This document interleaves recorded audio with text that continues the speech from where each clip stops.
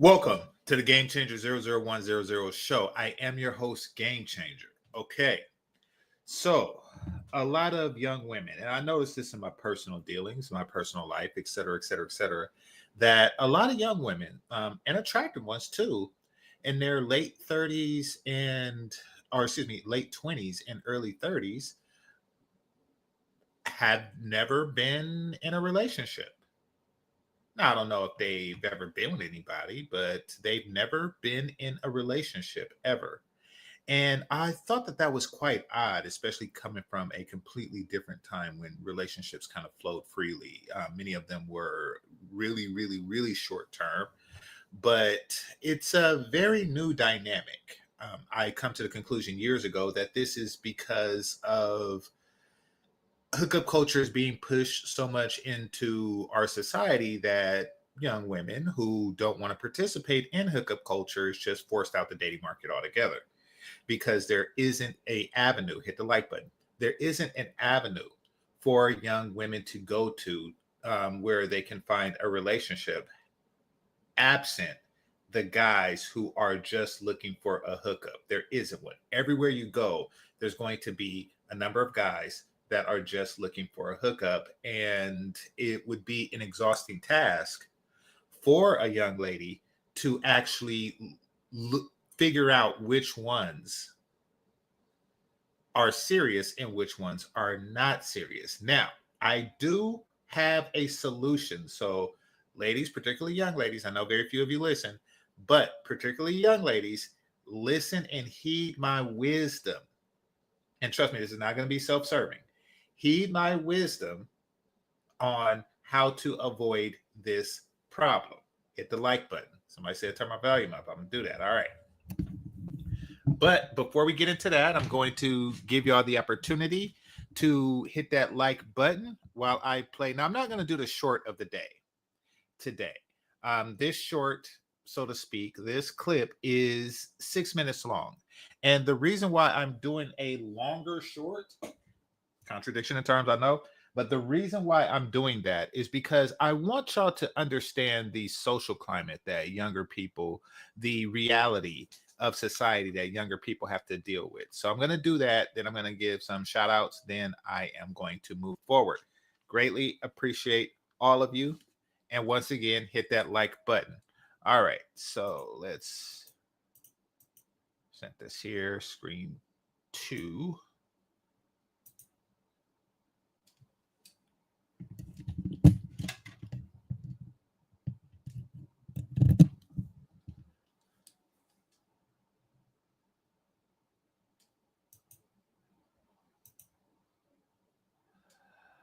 All right.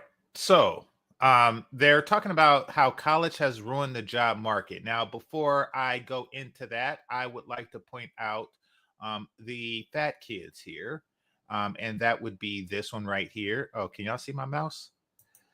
All right. That would be this one right here in the pink. Y'all can't see my mouse. That's strange. Okay. That's StreamYards. Anyway. That getting your college degree will solve all your problems and make you financially independent and successful. And if not you, millions of American families make a $118,000 bet on their children's future that a college degree leads to a better life. Yet today, over half of all college graduates become underemployed within their first year. How many of you think that? Okay, so here's my mouse. You see that one and that one. Those are the only ones so far I could see, but they're the frontest ones. But yeah, kind of on Fat Patrol here. And yeah, so it's just 2 at a PWI. Wow, they got y'all looking bad, sisters. They got y'all looking bad. Like just 2? Like somebody tell me in the chat room if you see more. Getting your college degree will solve all your problems and make you financially independent and successful.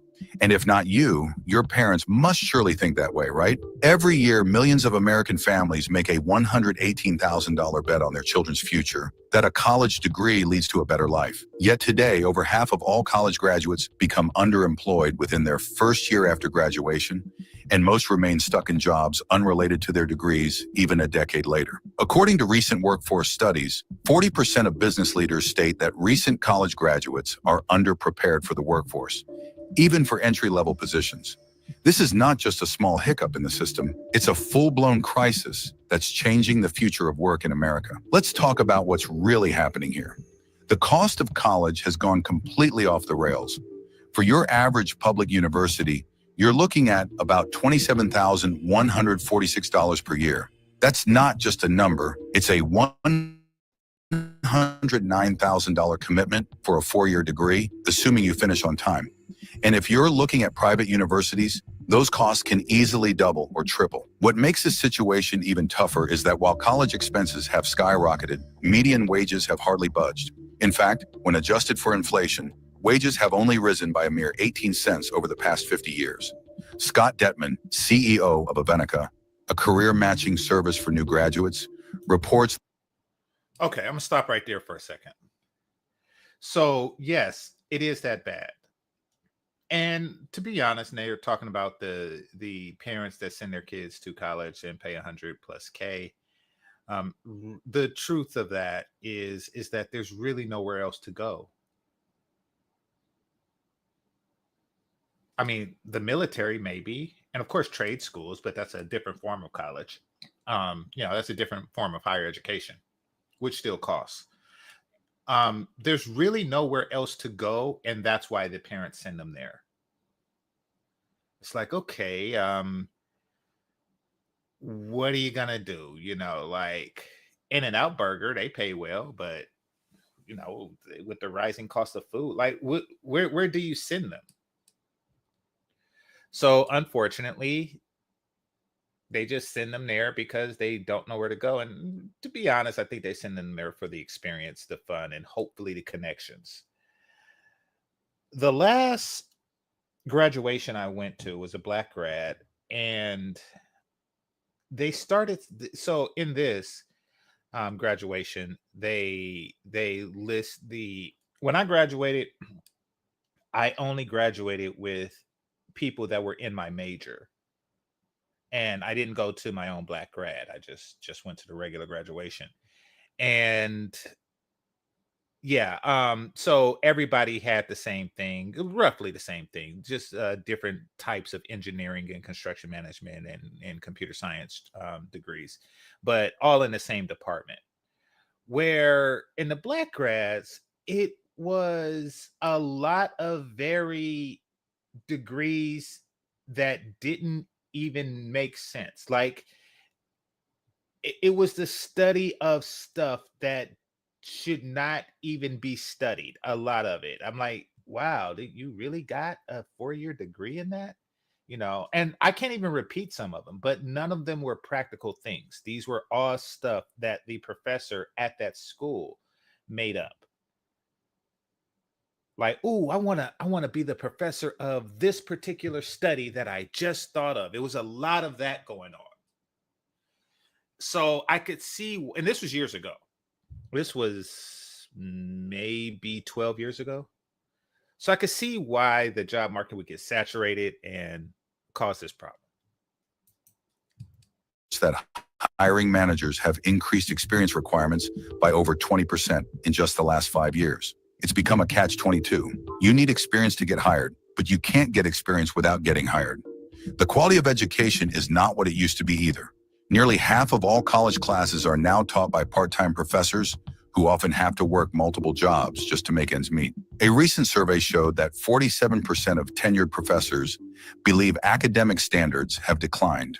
A third even admitted to making courses easier, and 37% acknowledge that they inflate grades. This decline in educational quality comes at a crucial time. The financial implications of student debt reach far beyond just tuition costs. I did not know that. I'm watching this for the first time too. I actually use this as an excuse to watch this. I had this on my watch later list, but I'm watching this for the first time too. I did not know that professors were doing that. I just assumed that college became easier because of technology. You have a lot of things that didn't really exist in large numbers. For one, Google wasn't a thing when I was in college. So, that was the end of that. And what else was it? Just typing and spell check in general. Like, I mean, don't get me wrong, computers existed, but that was for few that had them, and printers attached to them. If you wanted to use it, you'd have to go to the library. So there were a lot of people who turned in their papers half written, or excuse me, handwritten. So it's much easier now to write a paper, format a paper, have it grammatically perfect. And also, research projects are extremely, extremely easier. So, with all that, because we only had like 3 to 5 papers per, literary class. So I would assume that it would be easier. You're saying that with that, the teachers still have to make it easier? Dang. So young people are idiots, or whether they are spoiled. Technology that my generation made for them has spoiled them. And yeah, yeah, that's a damn shame. They still got to dumb it down. You got spell check. I had a dictionary. Like, dang, that's bad. Graduates today face a domino effect. They struggle to afford rent, retirement savings get pushed aside, home ownership feels like an impossible dream, and family planning is delayed. The very goals that college was meant to help them achieve are slipping further out of reach due to the burden of debt. As if the weight of debt weren't enough, the Okay. reality awaiting many graduates in the job market is equally tough. While college may get you the interview, experience is what secures the job. This raises the question, what actually happened? Back then, companies believed in investing in their employees. They would hire individuals with potential and provide the necessary training to help them grow. This is true. However, things have changed significantly. Nowadays, companies spend 4 times more on recruiting than on training. In fact, internal promotions have dropped by 66%. This is true, and for good reason.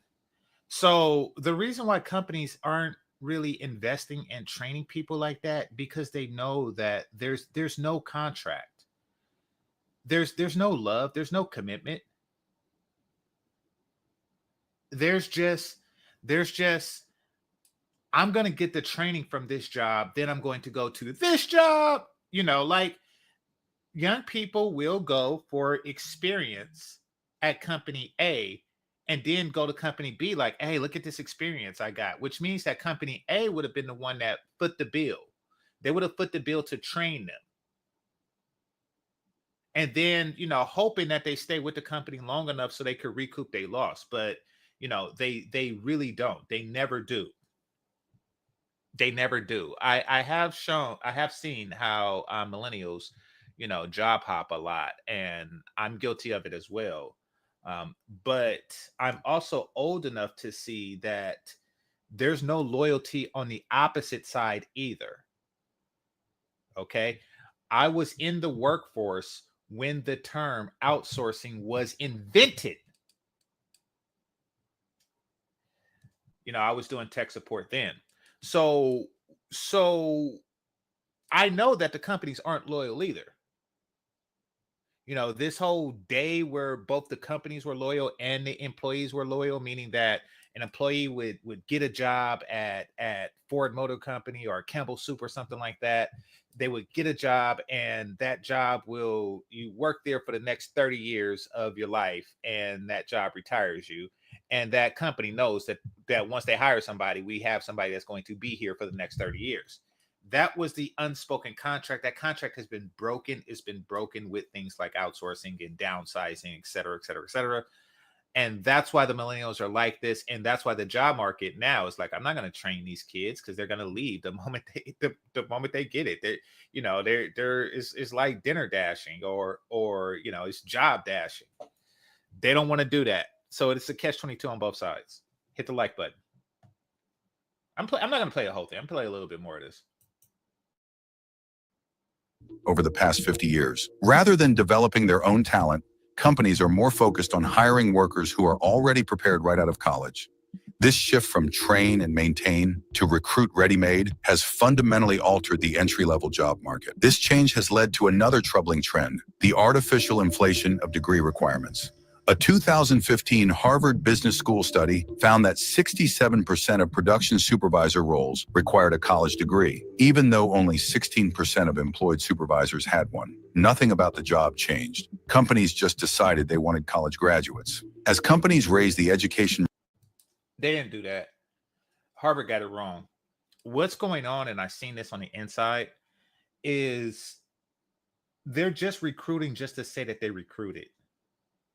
I don't know why, but they already know who they're going to promote internally, especially when it comes to production, something like production. They already know who they are going to promote from the floor, from the experienced producers. But just in case they put it out there, that, okay, we're recruiting, this company is recruiting. And maybe they'll even do some interviews, but they already know that they're going to hire Jack that's been with the company for 6 years, that we know ain't going nowhere. They know what they're going to do. And they're smart for doing that. They're not smart for putting, the advertisement out there for no reason, but they are smart for promoting within. Why are you going to hire some dizzy 22-year-old because they got a degree that has nothing to do with the job at hand, and you really just disrespecting all the people who already work for you and they're looking for a promotion? Like, why would they do that? A smart company would not do that. Like, yeah, this person that's half your age is now your boss because they went to the school and studied race and music. That's, yeah, smart companies don't do stuff like that. requirements for jobs, the government has been pulling back on funding for job training programs. This shift has made it even harder for people to enter the workforce, especially for those without a college degree. Back in 1979, federal job training programs had around $17 billion in funding, which would be about $60 billion today. But now that funding is just $20 billion total. That's a huge cut, especially when you consider how much the workforce has grown since then. Now let's talk about the money side of things, because this is where it gets real. If you can somehow graduate without any debt, you've got a pretty good shot, about 78% chance, that college will pay off financially. But if you're paying a tuition bill of $50,000 a year, your chances of seeing a return on that investment drop to about 50-50. And don't forget about those who start college but never finish. They end up with debt but no degree, leaving them in a tough spot. It's a reality that makes many people wonder if going to college is really worth the cost anymore. It's really, for many people, unless you know exactly what you're going to, unless there's a job title attached to what you're studying, it's really not worth it, unless your parents fit the bill too. It's really not. Like, it's a wonder why the group of people, and I'm not going to name them, but the group of people who say we're the most educated are also the least paid. There's a reason for that. Hold on right quick. But once again, they're doing it because there's nothing else for them to do. Like, they have nothing better to do at 18. Is that GC's YouTube crush on the thumbnail? Now, actually, no. I do find her attractive, but if you're asking if that's Kelly Stamps, who is my YouTube crush, the answer to that is no, it's not. This is a new person who just favors her. So yeah, if you've been here for a while and you know me, people know that I have a type, and both Kelly Stamps and this young lady is my type. Yeah, but no, this is a completely different attractive woman, because they look only for money now, or hookups. We're definitely going to get into that. Hit the like button. Anthony Williams, salute. Okay. Good question. Yeah. I've asked myself this question years ago, and today we're going to explore it thoroughly. Okay, appreciate you. Thanks for the warning, Tamiko. Appreciate you. Nanga, salute to Nanga, and it's yeah. There you go. I appreciate you, uh, contributor to the channel. All right. Older women too, looking for a retirement plan. Well, I mean, every older woman was once a younger woman, so let's explore it at the root. Actually, tomorrow's episode we're gonna go into older women, so stay tuned for that. So this is gonna be kind of like a two-parter, really like a cause and effect. We're going to explore the climate and the mentality that exists in their 20s, and then we're going to delve into the effects in their 40s. So stay tuned for that. Somebody says no mouse. Yeah, you can't see the mouse. The biggest one, can't miss her. Yeah, there was like two big ones.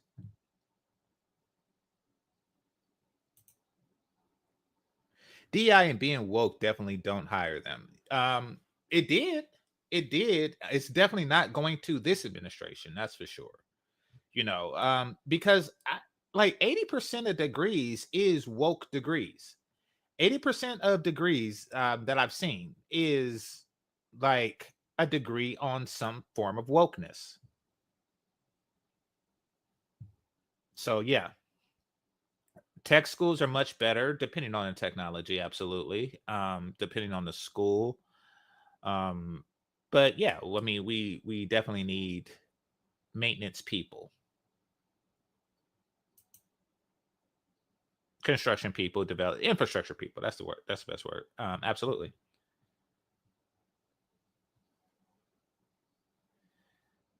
All right. 18 cents in 50 years. What I don't know what that is.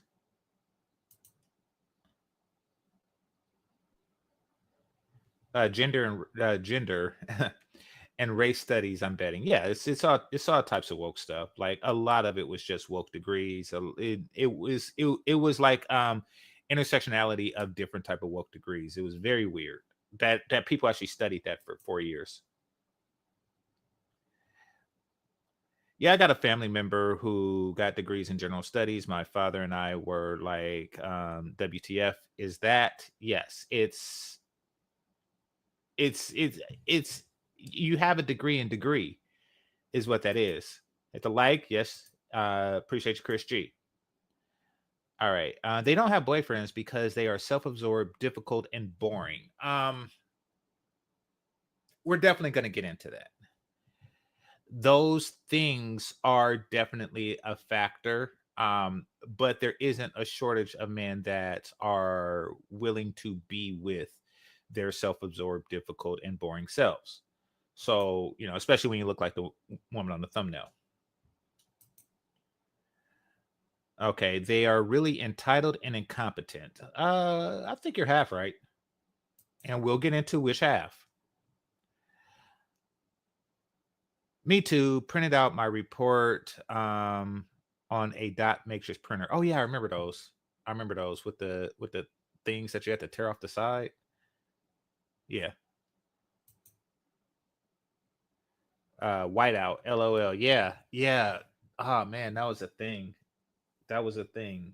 Um and they had whiteout where there was a button, there was like a delete button on certain typewriters that you can actually push it and it puts whiteout on the paper for you. And that was like the new technology. We like, oh, you could erase with this. But yeah, so it was hard times. They have it easy now. I'm surprised that I would have thought that professors would be ramping it up to compensate for the tools that they have. That's what I thought. I thought that they would be ramping it up. That they would be like, okay, um, 5 papers a semester isn't really much when you have Google and people aren't really going to the library or have to go to the library like that. So let's beef it up. But no, they're taking it down.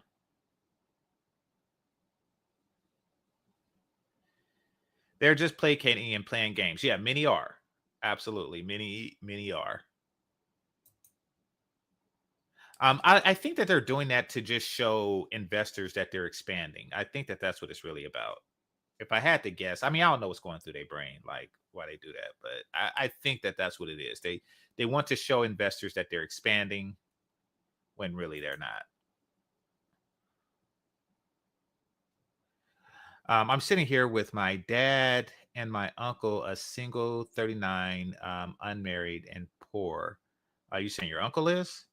I realize that being black is the hardest experience in the world. No, it's not. Um, I'm more lonely than anybody, even women younger. Okay, I'm curious of where you're going with that. I'm curious if you're talking about your uncle or yourself. Let me read this again. I'm sitting here with my dad and my uncle, a single 35-year-old, single 39, unmarried and poor. Yeah, I don't know if you're talking about you or your uncle with that sentence. I realize that being black is hard. Um, Being black is the hardest experience in the world. I'm more lonely than anybody, even women younger. Break that down for me. Okay, Michael Ross facts. System is rigged. No one will look at you without some college. That's yeah, exactly. They won't look at you with some college, and it's too many people with college degrees to look at. So, it's a yeah, it's just oversaturated. It would be nice if half the people were to leave the role and leave the market and become a support factor to the other half, then the market would not be saturated with workers. But you know, feminism. Too many HR activists now. Yeah, HR is one of those jobs because, like, for every 1 to 500 employees, there's one HR person. So it's one of those jobs that a lot of girls and young ladies go into. They get their degree in, and they find it like ruthlessly competitive to break into that. And it's not really a thing. Like it's a new thing, I should say. The HR department used to be called personnel. And personnel really just dealt with managing, the people. They did the clerical and bookkeeping for the employees, and all that stuff. They took care of the logistics of the employees. Human resources, they're more like adult babysitters now, to where they work to assure that everybody gets along with everybody, which is impossible. And it just became like a complete tragic show. I would advise anyone who wants to go to college to simply focus on scholarships, grants, and fellowships. If and only if you're smart, you will have no problem getting the above mentioned. To people that hasn't, and this isn't okay, well, let me say it like this: scholarships are a lot harder to achieve than people think. People think that if you just get like a 3.5 or above, and have a decent SAT, you get a scholarship. Or anyone who qualifies for university should qualify for a scholarship. That's not necessarily the case. Scholarships are extremely competitive. I know in the movies, you see the boy from the hood, and because he's he's okay. I mean, if he's not an athlete, but because he's above the curve, and he's a neighborhood smart kid, that somebody's going to give him. No, no. It's on TV, like 90% of the smart kids get scholarships, but in real life, it's less than 10.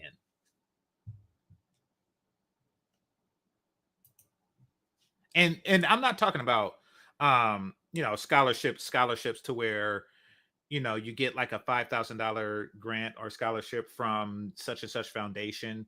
that perhaps your family is a part of or something like that. I'm talking about scholarships that covers the entire cost of university.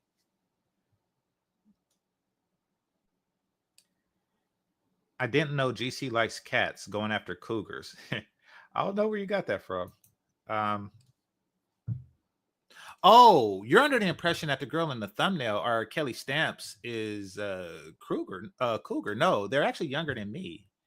Kelly Stamps, I think, is in her 30s, and I'm in my 40s, and this woman's in her 20s. Woke equals useless.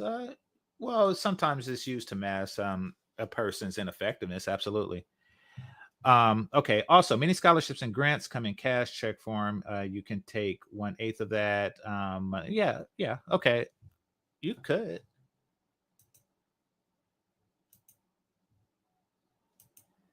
I was just saying, don't downplay how competitive theirs.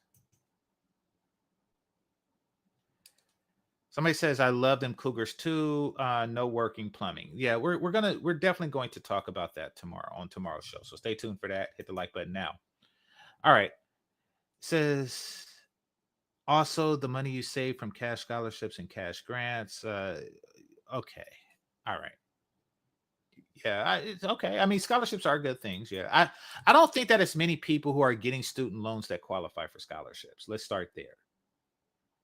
I think that people are aware. The academic tops, the valedictorians, and all those people, they're aware of what's available to them. That's part of what they do, especially if they're poor.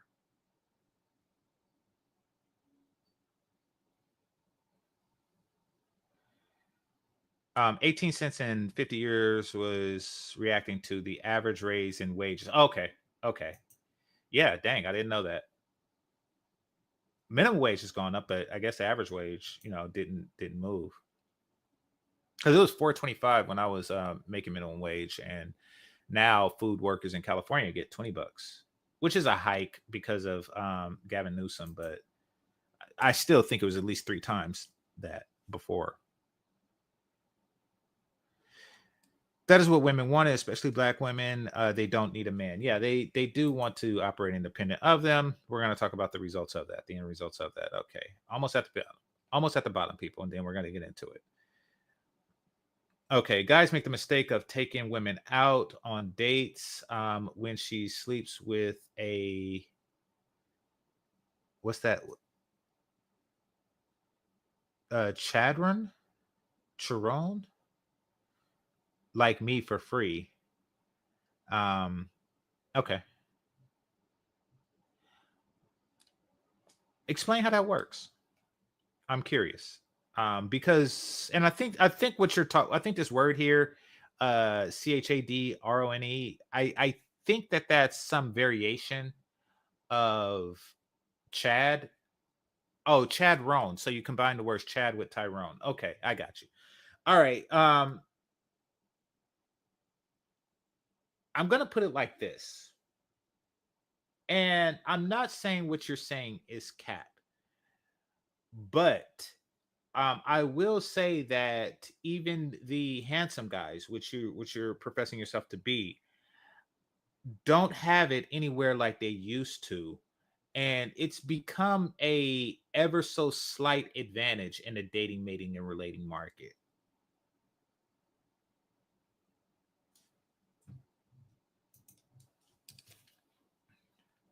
Okay, it says to get scholarships, if you're in high school, keep up your GPA, get involved in clubs, after school programs. Yeah, yeah, no, I know this. Yeah. Also the community service workout. Yeah. So it requires a lot of work. Um, and you still are competing with others who put in that work. You're doing a video on cougars tomorrow. Absolutely, absolutely. But not only that, there's going to be other aspects of them. Not the fact that they're on the market, they're on the prowl, but just other difficulties that they face and the circumstances that led them into that. So today we're going to really talk about the circumstances that make them cougars, and then we'll get into it. This is definitely going to be a two-parter this weekend. Okay, it says I'm still in grade school. Um, We just got done third grade. You're talking about your son or something? Your kid?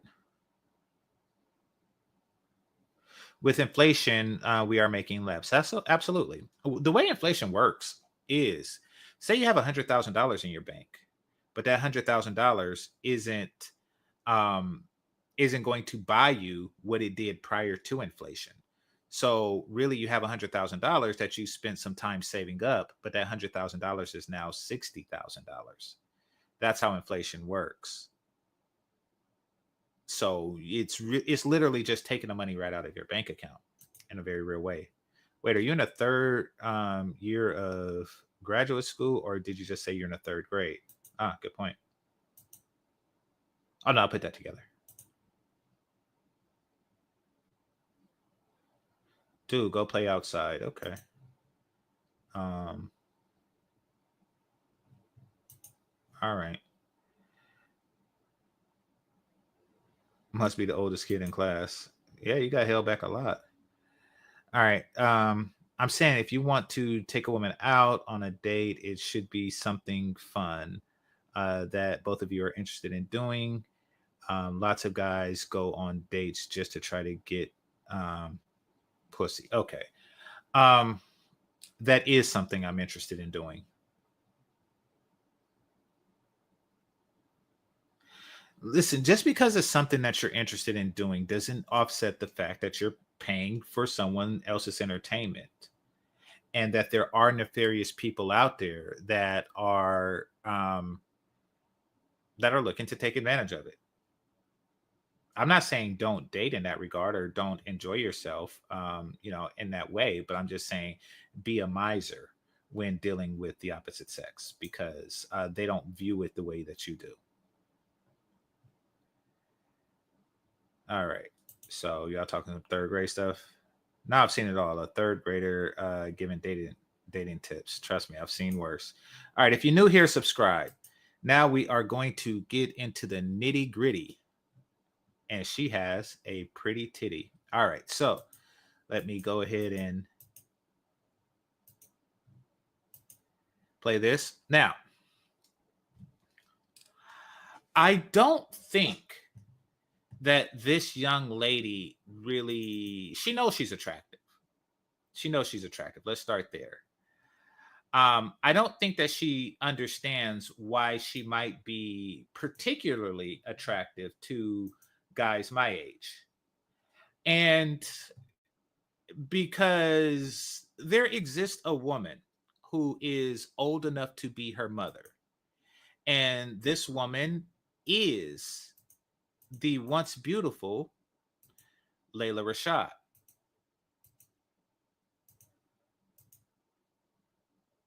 This woman here. Now, for those of you who, was alive to see the Reagan administration, know that Layla Rashad is the person who played on a movie called Harlem Nights, Waiting to Exhale, and a whole bunch of stuff. In the movie Harlem Nights, I think her name is Della Reese or somebody said, I know a woman whose box is so good that if you threw it in the air, it would turn into sunshine. And this, my friends, is sunshine. She was an exceptionally, I actually got into an argument. It could have went to blows because I ranked her. She was also in Boomerang. I ranked her as higher than Halle Berry. You thought I was crazy. I'm not crazy. It is a coin toss.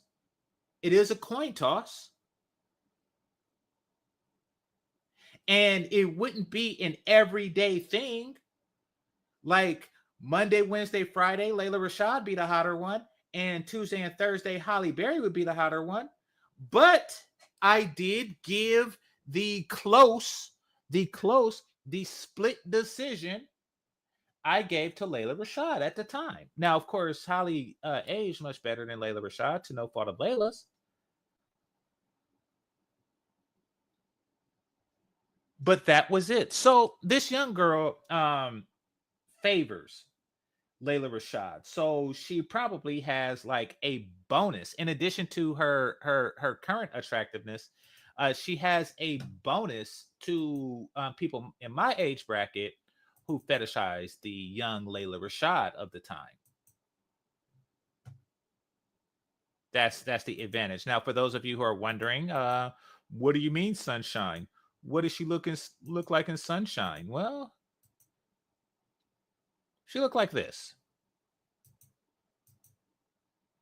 This is sunshine.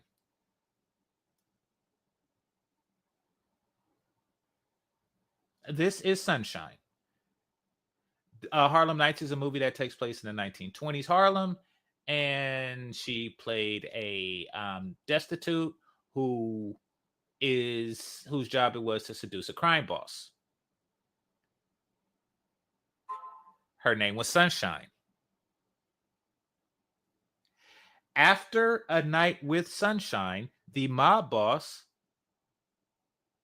called his wife's phone, and he said, "Hey, Junior, put your mom on the phone." Junior, being his son, put the mother on the phone. He said, "Look it, I ain't never coming home no more. Take it easy," and then hung up the phone. He also switched from Catholicism to Baptist. That is how fine Layla Rashad is in her day. So, the woman who I'm examining today has physical characteristics very, very similar to Layla Rashad.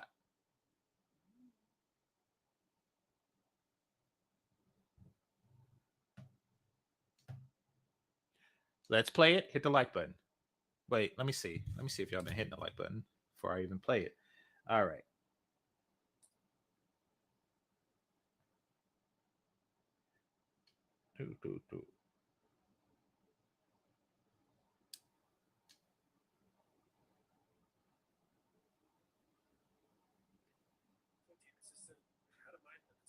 People have been talking about this football player. Apparently he's like due to be a draft pick, but he's cucked over his ex or something like that. So I'm curious. I don't really follow football like that, but I'm gonna research into that. Maybe come to y'all with a show on that. All right, what do we have? Yeah, we have like half the likes that I want to have. So let's get it up. Let's get it up about 10 more, and then I could start with this whole ordeal. So greatly appreciate you. Please and thank you. Go ahead and hit that like button. Yeah, that wig is weird. That wig is weird. And that is something that, of course, is common in this generation.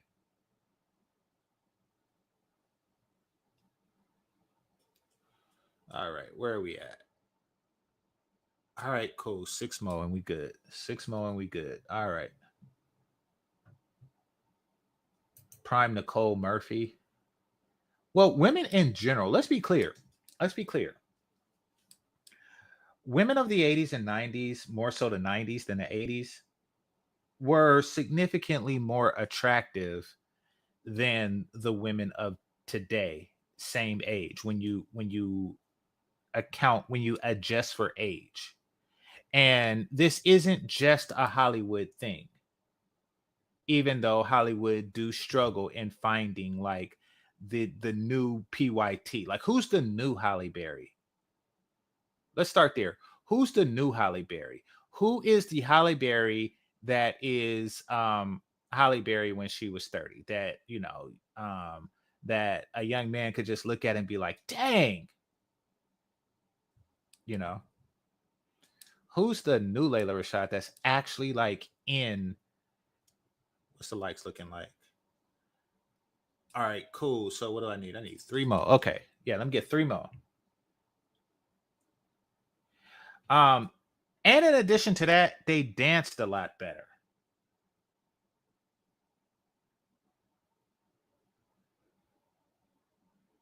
So I don't envy the youth of today.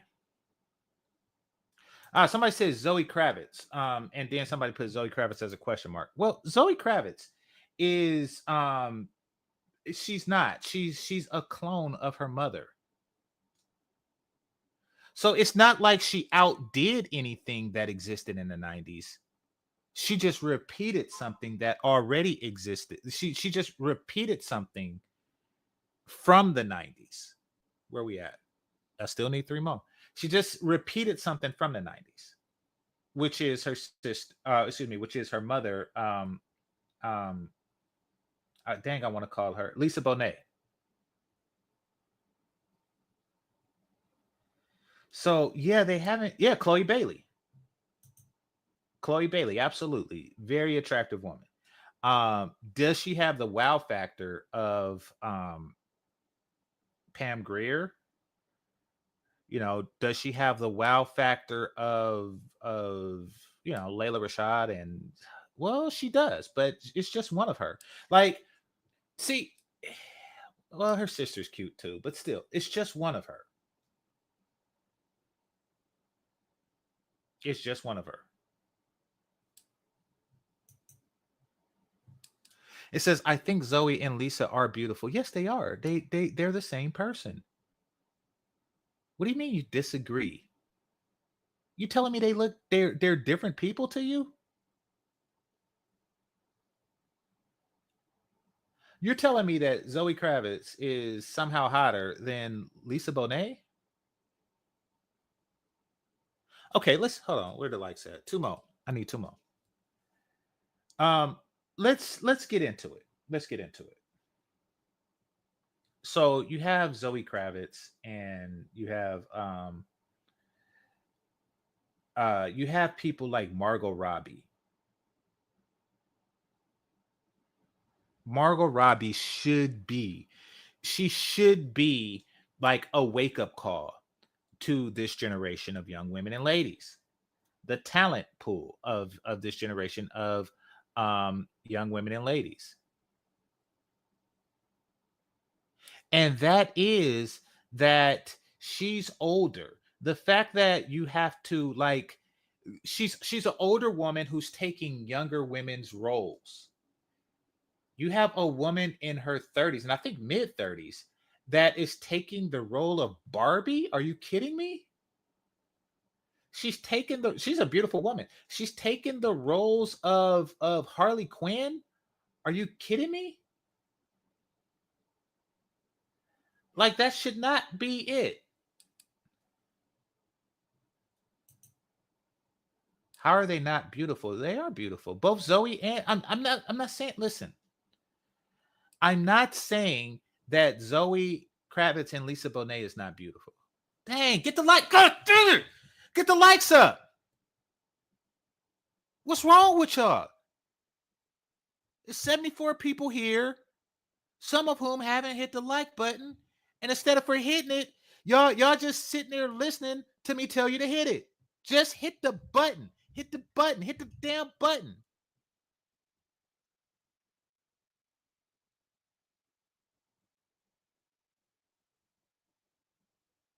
What's wrong with you? You're sitting there looking at a button and not hitting it. What are you, Russia? Hit the button. Thank you. All right, I'll finish this and then we can go to the thing. Okay, so yeah, so like I was saying here, Zoe is she looks like her mother, is what I'm saying. And I'm saying that it's not improvement, it's not evolution, you know, it's not evolution. It's just a remake of the same person. I think they even said that in Luke Cage. Holly is a one of a kind biracial. Yeah, yeah. I actually seen an interview with her. She said that her the secret to her preserved youth and possibly her beauty is that she's diabetic. So, she was forced her whole life to eat in a very healthy way to avoid dying. And the side effects are what we see. A person who never had a Hostess cupcake in her life because of her condition. So, yeah. The younger women do not see what's happening, trying to fake pro woman girls. It's ridiculous.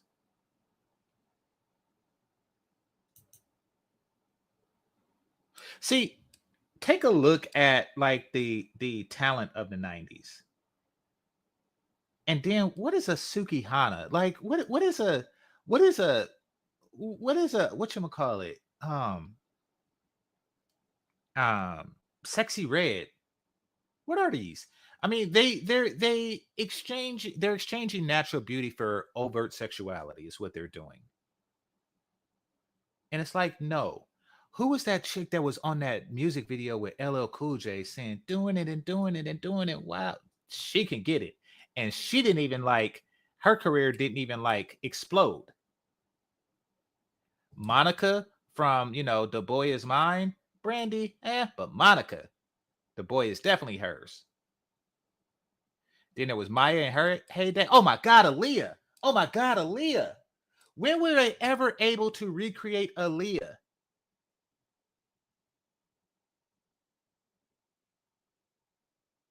Young people, your generation is trash. Eve, those lips. Man, who y'all got? I don't listen to y'all music. Who y'all got?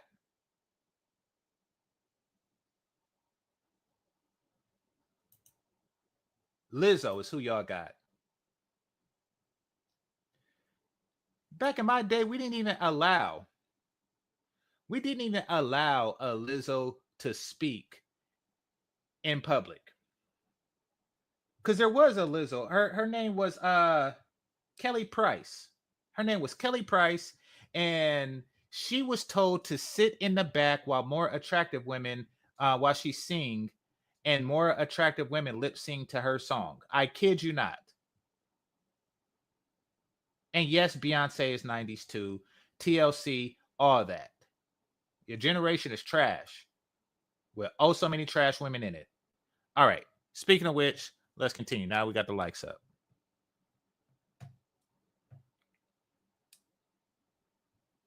Hello there. Welcome. Oh, somebody tried to get smart. And Queen Latifah was as fat as a woman got in the 90s. And nowadays she would be considered regular. She would be considered medium. Okay? Let's be clear. That was as fat as a woman in the 90s could possibly be. I want y'all to go and look at Set It Off.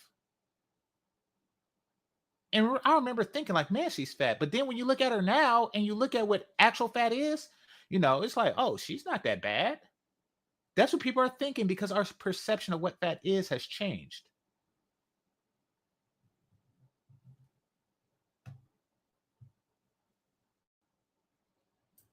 To my channel. My name is CL, aka Cielica. And today we're going to be talking about the fact that I'm nearly 30 and I've never been in love. I've never been in a serious relationship. I've never had a boyfriend or a girlfriend ever in life. And we're going to talk about what that means to me right now, mentally, emotionally. And this is an open dialogue, but I will say that I'm not outright asking for any type of advice. Okay. I don't really want advice. I just want to yap. Says, please don't be weird and don't psychoanalyze me. Well, I am weird and I am going to psychoanalyze you. Live with it. Don't tell me to don't do stuff when you bait me to do the thing that you are telling me not to do.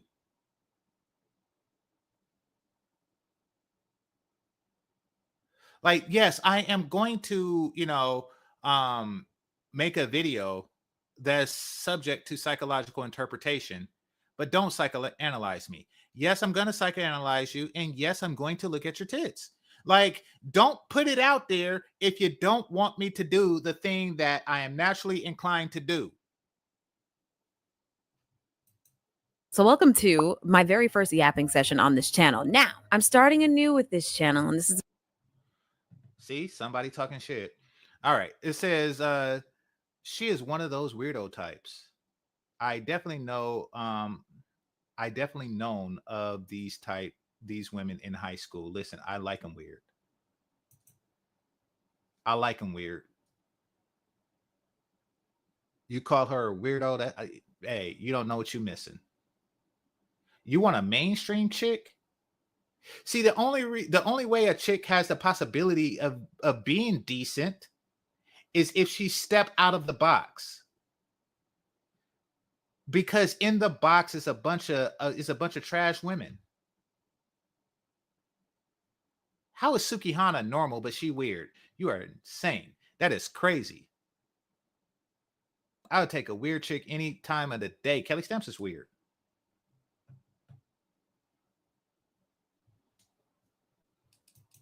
the very first video that I'm going to be posting, where on this channel, I just want to explore my creativity. I want to explore my thoughts.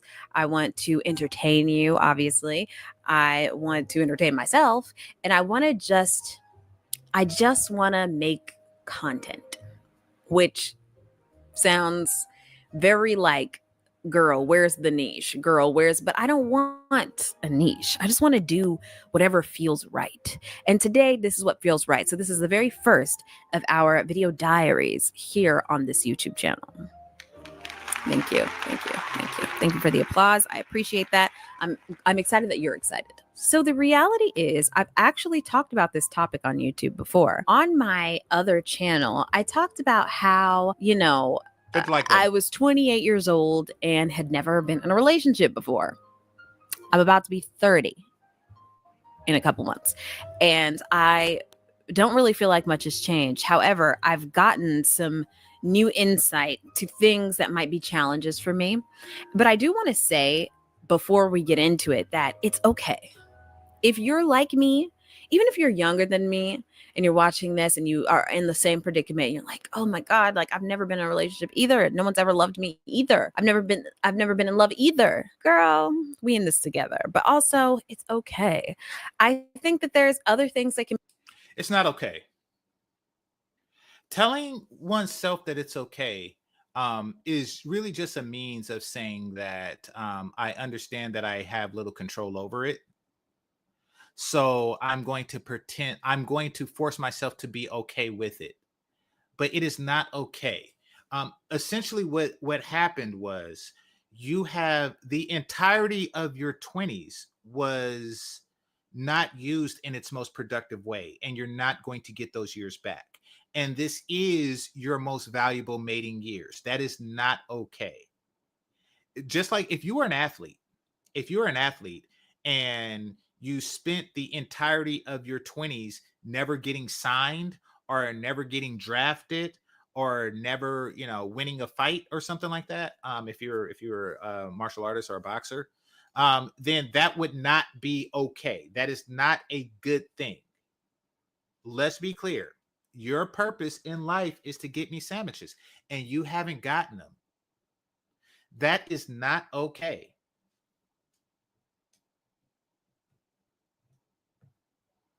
And yeah, she does look like Layla Rashawn. Can be very fulfilling in life. I just want to speak for what I'm feeling, and you can tell me what you're feeling. Where are you at emotionally, mentally, all that kind of stuff? Where are you at? Where I'm at? Let's talk about it. Like I said, I've made a video about this before, and in that video, I kind of detailed just the certain reasons why, like, being in a relationship or being with someone, having a significant other, having children, being married is so important in my family, like in my circle of people closest to me. It gives you status and importance as a woman. And I know that there are. Yes, it does.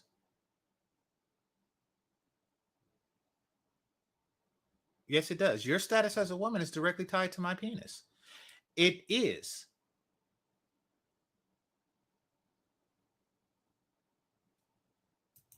A lot of people who probably share the same sentiment, especially for a woman my age without children.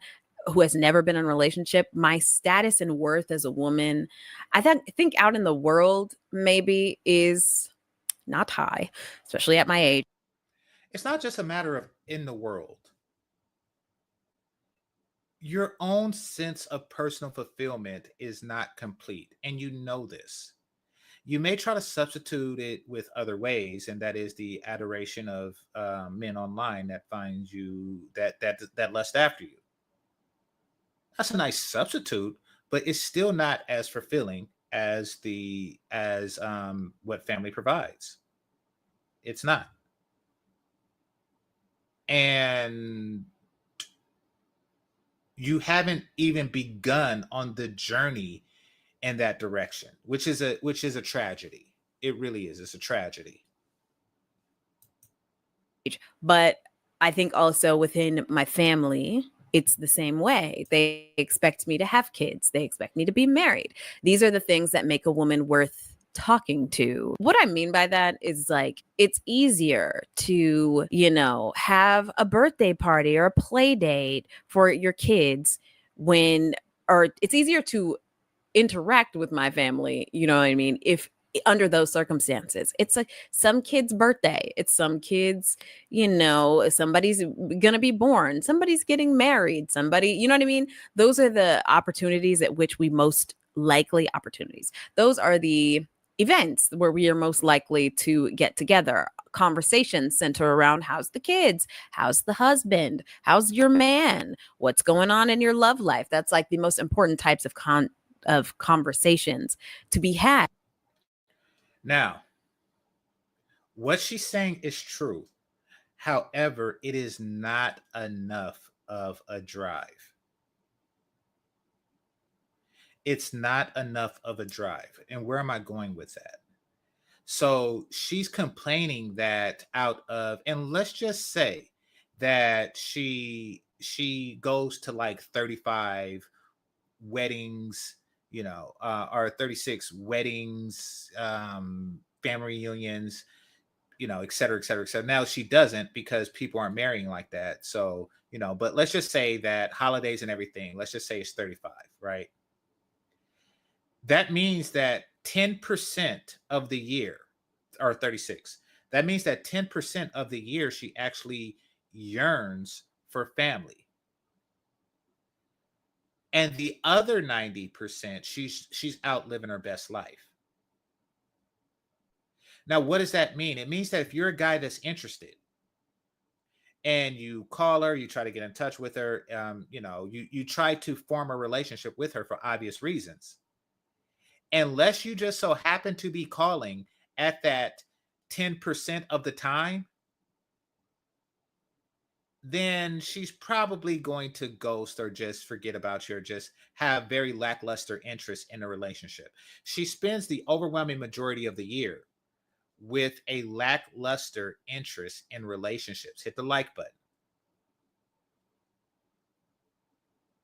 Now, men, they attempt to overcompensate this, for this lackluster motivation and lackluster interest by being as interesting as they can possibly be to her. And some do, some don't, succeed in that regard, but it is an uphill battle.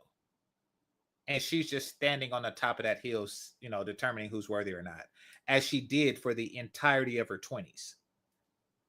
Hit the like button. With the women in my family, which isolates me because I have nothing to add. I'm not dating anybody. I ain't got no damn kids. I talked about that in my previous video. And I think that I still feel that way. I still feel like I have a major disconnect from all of the women in my family for this reason. Like we don't.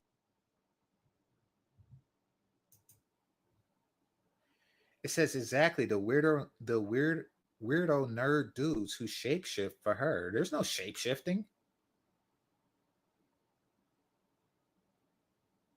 Why would a nerd have to shapeshift for a nerd? What we shift into? A nerdier nerd? Like what? Listen, I'm gonna tell you something. And you're not gonna want to hear this. But it is what it is. All things equal, nerds get better bitches than Pookie. I'm going to repeat this. All things equal, nerds get better bitches than Pookie.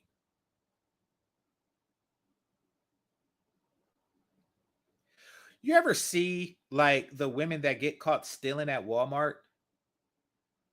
The police videos of that, the police videos that I show you on this very show, they're with Pookie. Now, would you rather deal with that or would you rather deal with this? Like, what the hell? I mean, it's. I don't even know why Pookie pooks. Like, what the hell? For Keisha?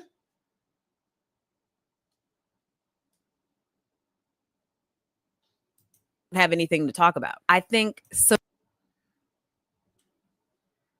You just said it, Game Changer. They learn their hobbies.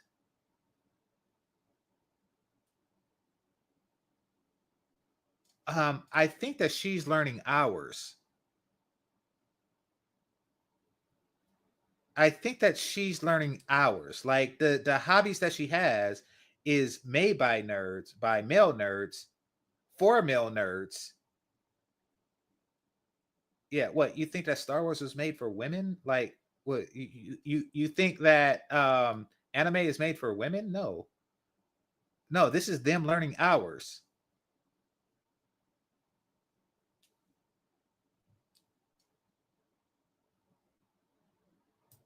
Socially, in my immediate social circle, which is typically your family and stuff like that, it is, what's the word? It make me feel not so good.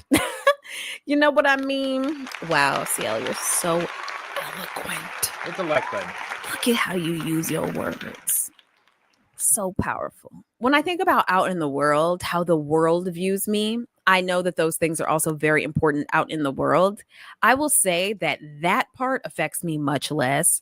I don't give a damn about what anybody outside of my social circles has to say. Good. About anything that I've. Good. Then you won't mind this video. All right. Somebody said something. The nerd who wants hood chicks and baddies, it's very few baddies in the hood. If their mama was bad, they wouldn't be in the hood to begin with. Okay, it's very few baddies in the hood. Anyway, who want hood chicks and baddies that Pookie get with. When was the last time you actually seen Pookie with a baddie? Go to the hood and see, and let's play Where's Waldo.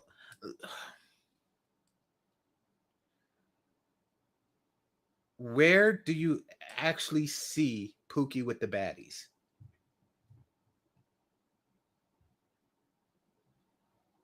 Get with and nerds don't. When was the last and another thing? When was the last time you seen a nerd go to the hood looking for baddies? Let me tell you something about hood chicks. Only hood dudes want hood chicks. If she just so happens to be an attractive anomaly, then everybody wants them because everybody wants attractive women. Nevertheless, only hood dudes want hood chicks. Give me a project chick.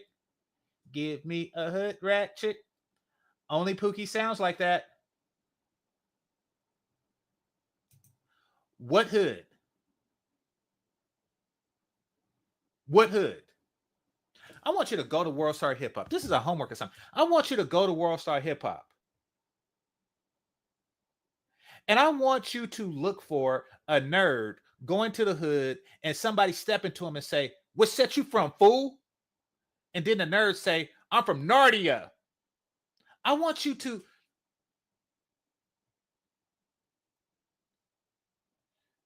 That is madness. And I grew up in the hood. Yes, I was the hood nerd. I was the nerd of the hood.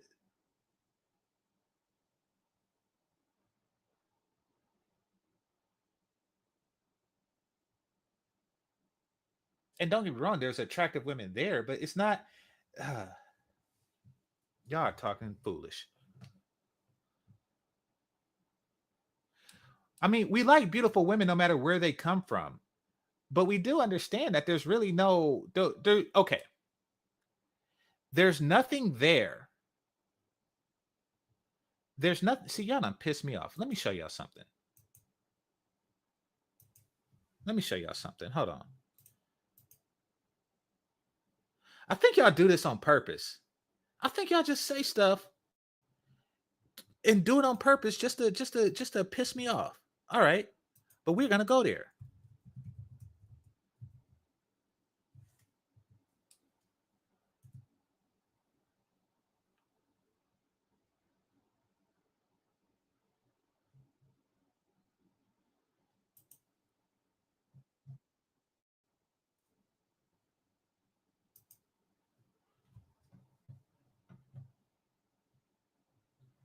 Because y'all crazy talking.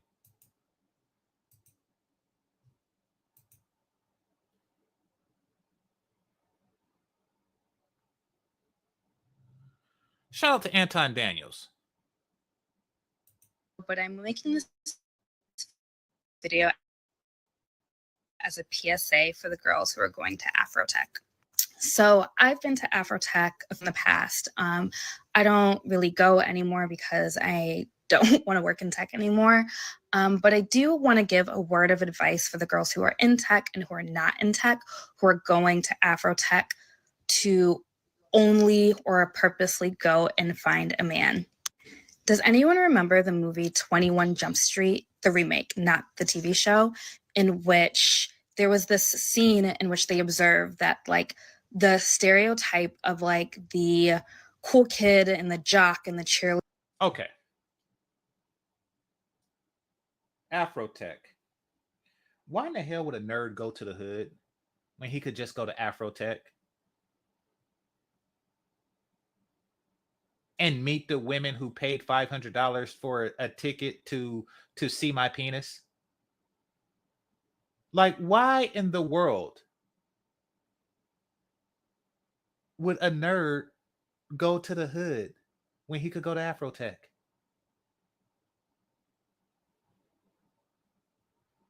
Y'all talking crazy.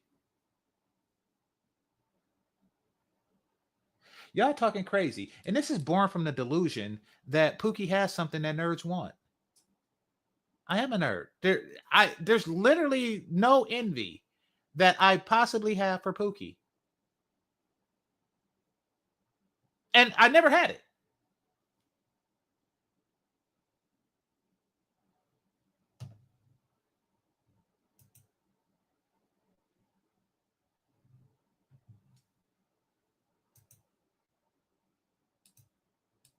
All right. Now back to the topic at hand.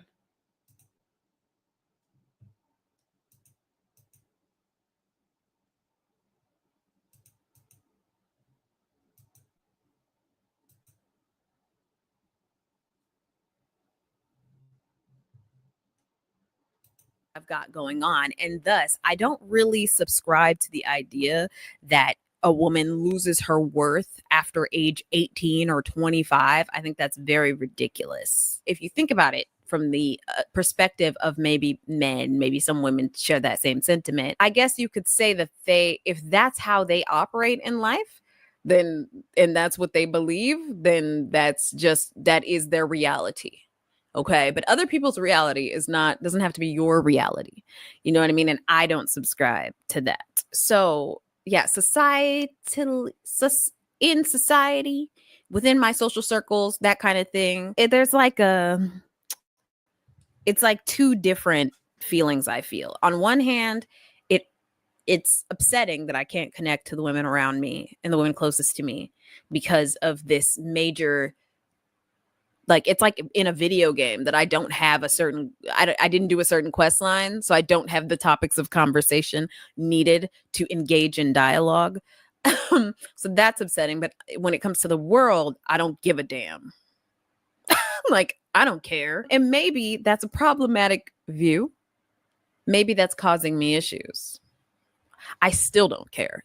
Personally, I always thought that I would be married by now. I thought I would have kids. I thought I would at least have 2 kids by 25 and get married. Now, the pandemic Lovato started like right when I turned 25. Okay, you can't really put that on the pandemic because at 25, you still haven't had a boyfriend. So it's not like, you was on the trajectory of having two kids by 25. You can't really put that on the pandemic. which was, and I feel like it has literally stunted me ever since. And I know the pandemic Lovato has also been, it has also been over for couple years, right? Over. It's been over for almost half your 20s. But I feel like mentally, especially when you pair it with like not so great mental health, it's like mentally, emotionally, I'm just kind of stagnant. And so those ideas that I would have been married and had kids by now, they feel distant, and they feel like it's unbelievable to me that they weren't realized, because I feel like 2020 and like being 25 was like yesterday. Mentally, I don't feel like much time has passed, when in reality, a lot of time has passed. And that's unfortunate because if your 30s go as fast as your 20s and you have the same conversation in 10 years, oh boy, that'd be a tragedy. Because basically it'd be like you went into a coma at 20 and you woke up at 40. And the fun that you're having now, because the reason why she's like this is because she enjoys being single. Being single is like a drug that she's addicted to.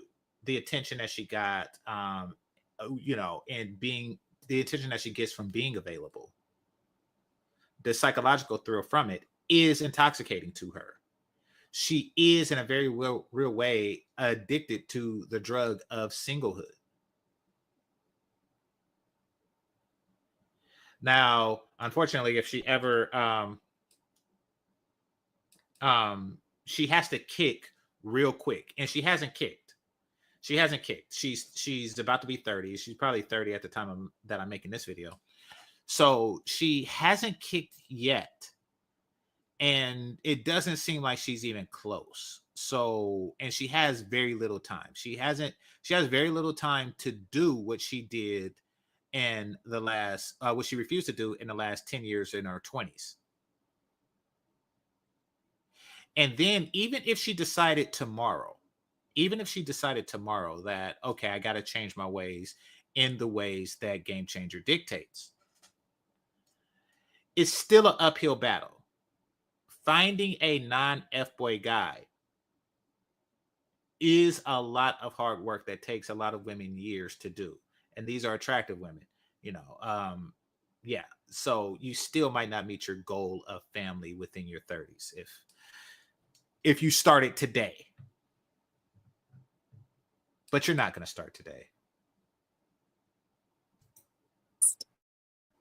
So much time has passed. Oh my God. And it's not even just like the outward idea, right, of being married, or you know what I mean, or having children. It's like, just like, it's not about like the look of it, but I don't know. Sometimes I feel like in my day to day, like I wish I had those interactions with, like, I wish I could listen to my kids tell me about elementary school right now and babble, and and I could buy them Hello Kitty plushies and decorate their rooms and kiss their little boo-boos. And yes, but those feelings come and go.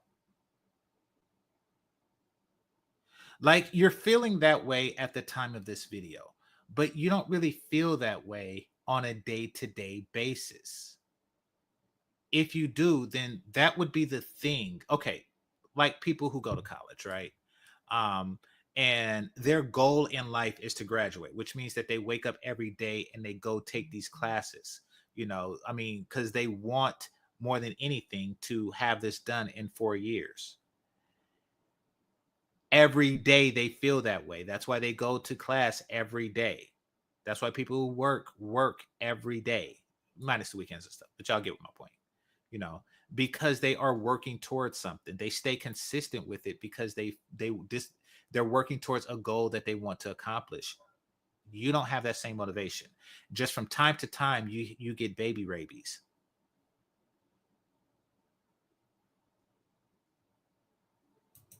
You know what I mean? I wish that I could take care of them. I love kids. I love babies. I'm not a woman who hates children. Yeah. In this day and age, it's like, whoa, you know what I mean? Most young people, the youth, are expressing a lot of disdain for children and also disdain for having children. And I understand the disdain or the not wanting to have children. Not wanting children is not valid. She put that in her words at the bottom for those of you who are listening and not watching.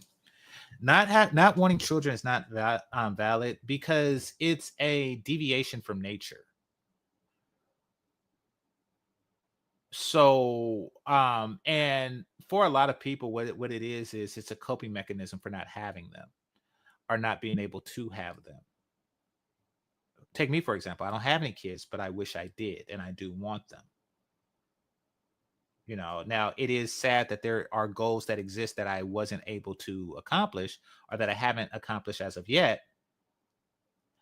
But I'm not going to lie to anyone else and say that, oh no, that's played. I didn't want them anyway. Yes, you did. Listen, and I used to do this, even though I was lying. You ever? Actually, I didn't.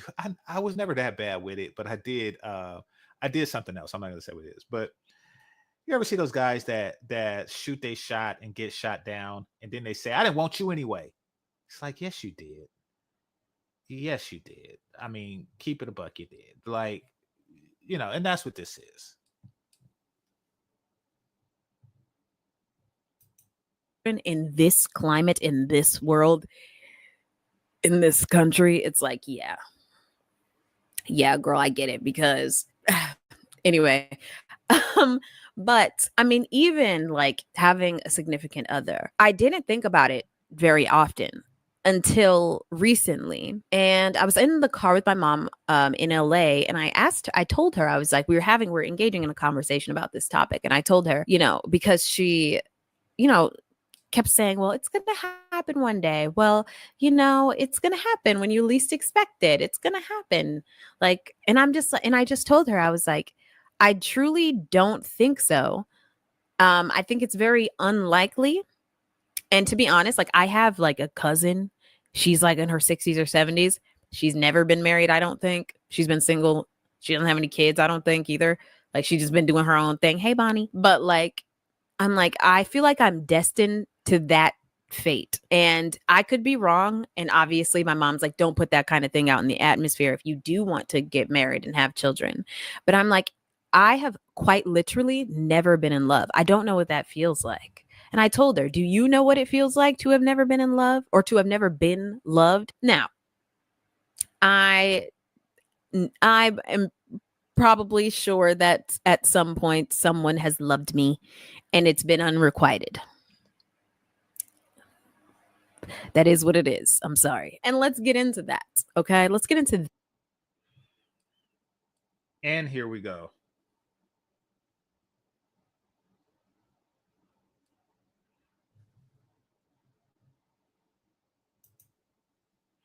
Men are here to serve women. Yeah, penis.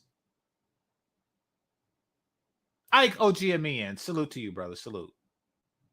Yeah, men are here to serve women. Penis. What are you talking about? that. So, like, yeah, I'm picky. And not only am I picky, but I'm shallow. Okay. But not only am I shallow,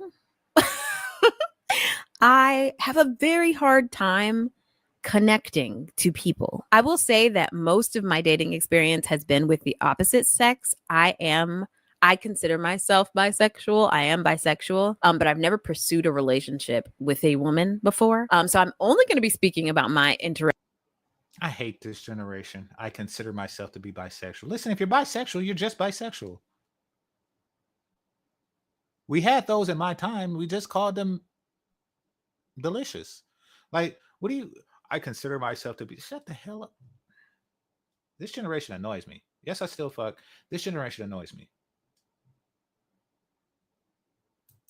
Interactions, my experience with the opposite sex. And you might be thinking, maybe that's your problem. Hey, I don't want any advice. I feel like I said that earlier. I don't know if I said that. I'm not looking for advice. We're just talking. We're just chatting, right? We're yapping. I am incredibly picky. I'm very shallow when it comes to what I like. However, I will say that for me, when it comes to like physical attraction, I like a range. Damn it, Tamiko. Says Mr. Game Changer, women are valuable human beings and therefore we are not here to serve your penis. Please be respectful. I'm watching you. Listen. Only valuable human beings serve my penis. What do you talk about? What type of animals do you think I put it in? You have to be a human being to receive the service of my penis. See, that is crazy talk. Two things can be true at once. Two things can be true at once. You're a viable human being that's put here to serve my penis.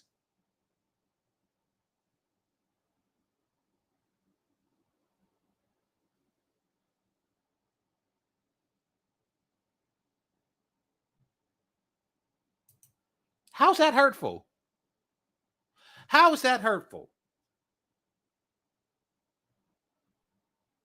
What's so hurtful about that? You're saying that part of your purpose is not to procreate?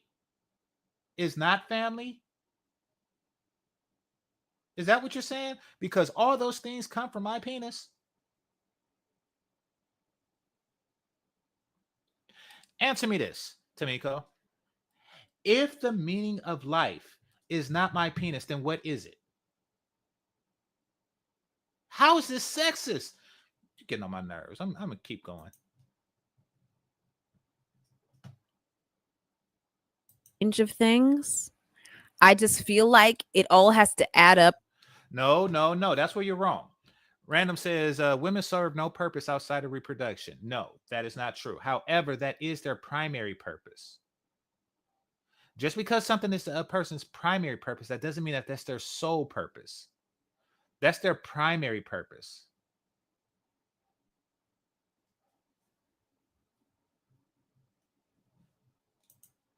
On the right person. Does that make sense? So like I don't have any like racial preferences. I do have a height preference. I do like men when we're talking about men. I do like men over 5'10". I'm 5'4". I feel like, you know what I mean? But I don't like them too tall. Between like 5'10" and like 6'4". You know what I mean? Even 6'4", that's a bit tall. Like I like it anywhere between there just for my own personal attraction. And you're probably thinking, you bitch, how dare you think about height when you've never had anyone? That's why you're single. Okay. Though that is something that keeps a lot of women single, hers is within reasonable range because for an American, that is. That is and I'm not saying that because I am in that height range. I'm saying that because the average height for an American is like 5'9", 5'10". So she's saying that she wants a guy who's average or better. Her being a more than average, she is an attractive woman. Not just to me. She is an attractive woman. And so she's asking for a man who's above average. She's an above average looking woman. She's not average at best, as Kevin Samuels, rest in peace, said. So yeah, I don't really see anything wrong with her range. And once again, this isn't because I fall within it. I don't see anything wrong with her range. I do see something wrong if she was to say 6 feet or greater, because that's a very small percentage of the population. This isn't. This is very close to the center of the bell curve. Relax. Relax. Shut up. That is a preference that I do have. I feel like that's my most problematic preference though, because people can't change their height. Well, People can't do anything about their height a lot of the time, most of the time. And it isn't a factor of whether or not someone is a good person. I'm just saying that is one of the physical preferences that I have. And I'm sure you have them too. Yeah, we all do. Yeah, I'm sure you have them too. Yes, you do. You do. And if you do, then you can't judge me. Everybody. Ike, there you go. Oh, wait, Ike. Ike, are you 6'4"? You're not 6'4". Well, 2 out of 3. It's not bad. Wait, were you taller than me? I'm trying to remember. Oh, you 6'4"? Okay. Let me learn. Well, there you go. Everybody has physical preferences, but that's like the only one that I feel like is like, that's like, I'm serious about that. Like it's, the attraction starts at 5'10" and up. But then outside of that, I have no racial preferences. I have no like body build preferences. It's really just, to me, based off of like, if I think the features that are on you are attractive on you. It could be different for lots of different people. I am attracted to all kinds of different looking people. It just depends on if I like the features on the person I'm looking at.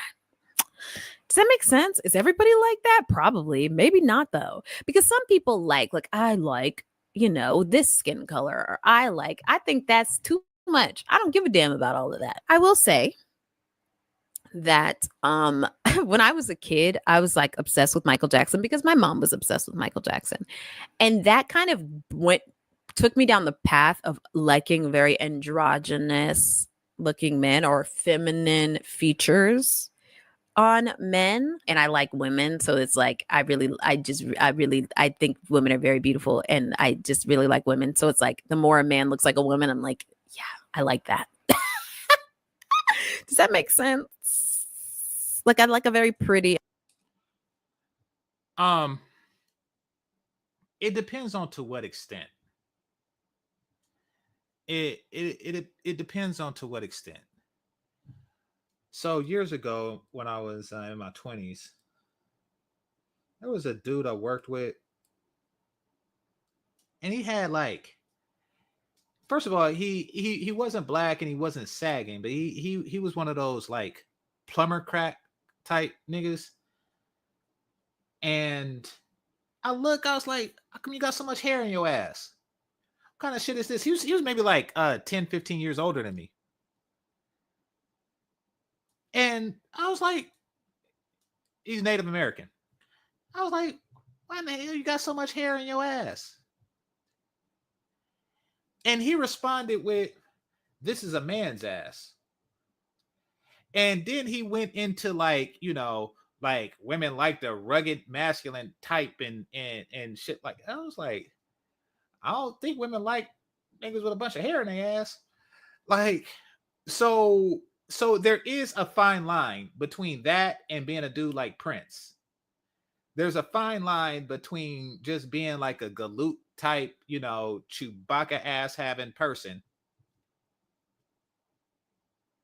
than to be one of these queer-eyed guys. I mean, I think that, I don't know where on the spectrum she's talking about, but there's a fine line. Yeah, I like a very pretty face. I like a pretty face. Oh my gosh. Which is like, it is what it is. Shut up. Don't look at me. Okay, look. I'm like, I went from Michael Jackson till years later. I'm going to skip over a certain person.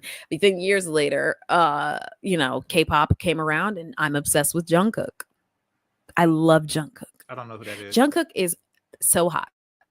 Like the tattoo sleeve. Oh, he's like what, 5'10"? Right there. Right there at the attraction starts there line. Oh, he's so cute. I love that he has a big nose. I love a big nose. He's so good. So handsome. So sexy. I need me one of those. But by one of those, I mean specifically Jungkook.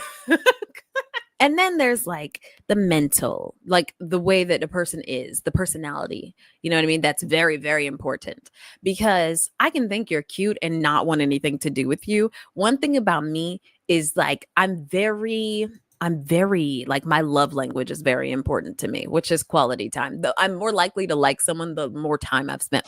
Now, I want you to listen to what she just said. Her love language is quality time. Hit the like button. Her love language is quality time. Remember that. Somebody says she's rambling. All women ramble. You actually think that they say words?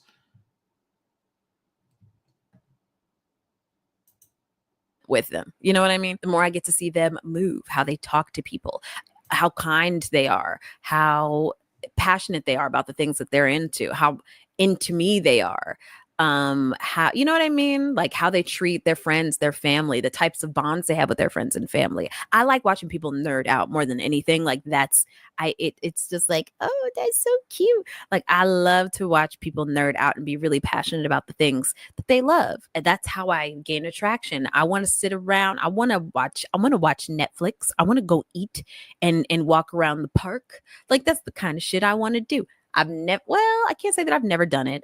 I was engaged in a 2-year long situationship, but that situation was not the best situation. And one thing I will say though, is that, I want to hear more about that. She's not going to go into details, but I am curious about that. Like the 2-year long situationship that's not a relationship. Because it does seem to me like you strung a guy along for 2 years, 20% of your 20s with no reward.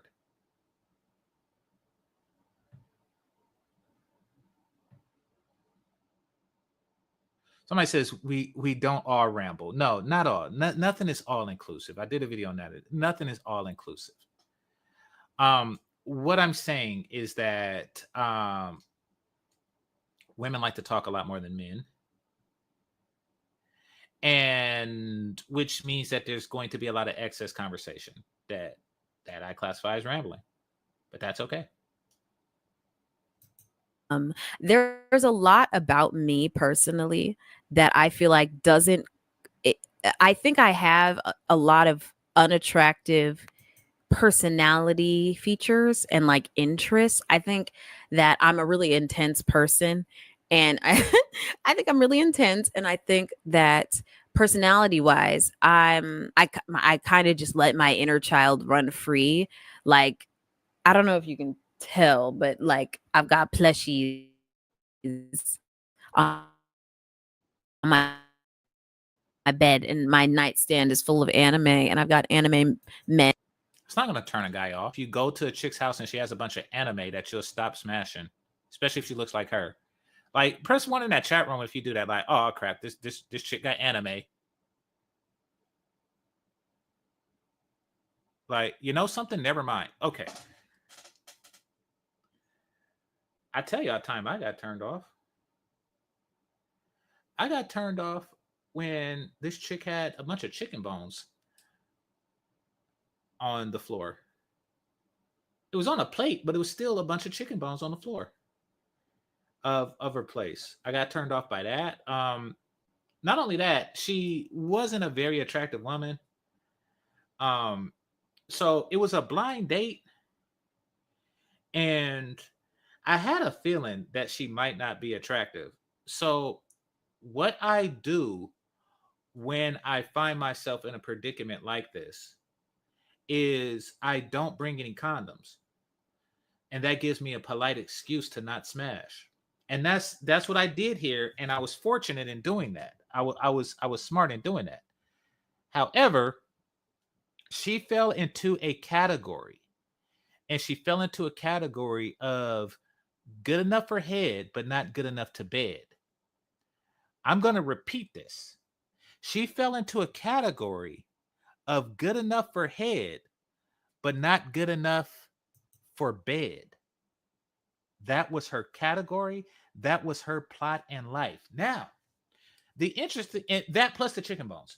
And the interesting thing was, I think she knew this because while giving me head, she knew exactly when I was about to pop. She knew exactly when I was about to pop. And you know what she said? She stopped and she said, "It's my turn," meaning that I had to put her to bed. Now, remember, I told y'all I don't bring condoms just in case. So I said, "Oh, I'm sorry, I don't have any condoms." Somebody said, no, she was black. I said, "I'm sorry, I don't have any condoms." Right. And you know what she replied with? She pulled out a bowl. She had a whole bowl. It was a bowl of condoms. And then, so somebody said before or after finishing? No, before, like right at the precipice. And the thing is that she knew it. It's like she could taste it. She could taste when it was about to happen, and then she knew to stop right there because she knows her plot in life. She knows that she's good enough for head, but not good enough for bed. She knew that. So she tried to dangle my penis. She tried to get me to the precipice and say, "Oh no, the only way to finish is to finish." And she knew all the excuses, every excuse I could have, every excuse I can have. She was already there. I said, "I don't have any condoms." She said, "That's okay." And she pulled out a bowl. It was a clear bowl full of them. Yeah, exactly. Exactly. So I just said, "Well, yeah, my dick don't work. I'm sorry." And then she Frank Castled me. She Frank Castled me. Yep. No, this wasn't the chick with the ankle monitor. This wasn't the chick with the ankle monitor. That's a whole. I don't even. Did I tell that story here? Because I know I told it on Bernard's. No, the chick with the ankle monitor was the second time I got milked. I got milked by her too.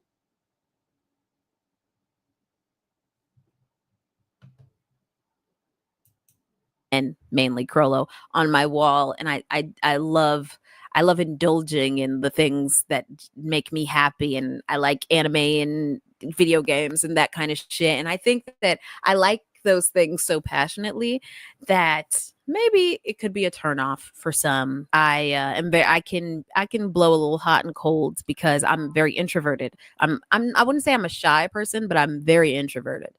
So I'm not extremely outgoing as much as I probably seem to be. Um, yeah, so she does have a problem. That is going to be an extraordinary obstacle, and finding a mate, a father of her kids, et cetera, et cetera, et cetera. That's going to be an obstacle. Um, it is.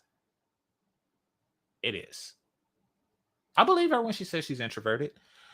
Um, and she obviously has a type, which means that if there's an event in her city, where people gather, like if there's a Comic-Con local to her, she won't go,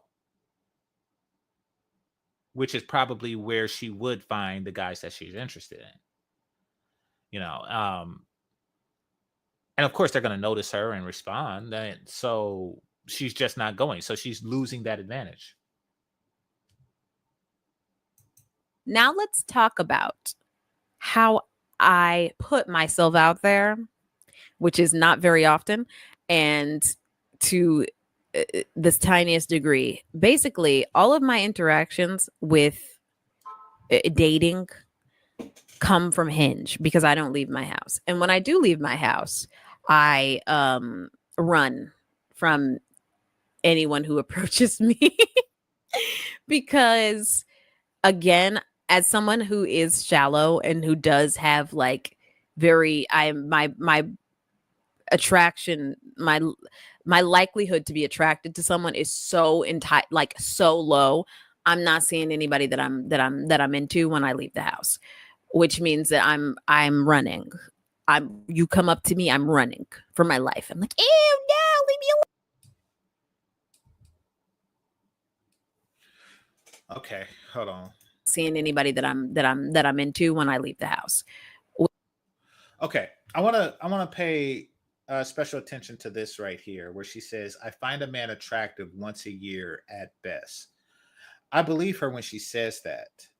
Now, what this means is, and this goes to all these. What did you call yourself earlier? What did you call yourself? Chadrones. Listen, I know there's a lot of guys who believe that about themselves. Um, that's not necessarily the case under modern standards, because you're not really competing with the neighbor. Okay. um in order for it to be like once a year, as she described, and you just think about the number of guys that she sees in a given year, and I know she's an introvert, so that's significantly lessened. And there's really no draws for attractive guys to her day-to-day routines, like grocery shopping and stuff like that. So I get that. I get that. But she still sees like over 100 guys a year, probably one to, let's just say, 800 guys a year. Um, and she's only attracted to one. Now, in order for a Chad Roan to be that Chad Roan dude, he would have to be like not only the most attractive guy in, say, like a high school full of guys, but he would have had to have been the most attractive guy in the next four neighboring high schools, which is really unheard of, for a person that handsome. So yeah, things are bad, even if even if there is that. Let me say, did he say 800? Yeah, I said 1 to 800 peoples a year, which equates to like 2 or 3 guys a day. What, you think that's unreasonable?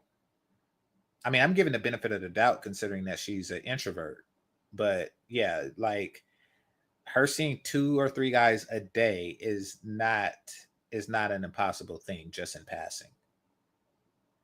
And she's only attracted to one of them per year.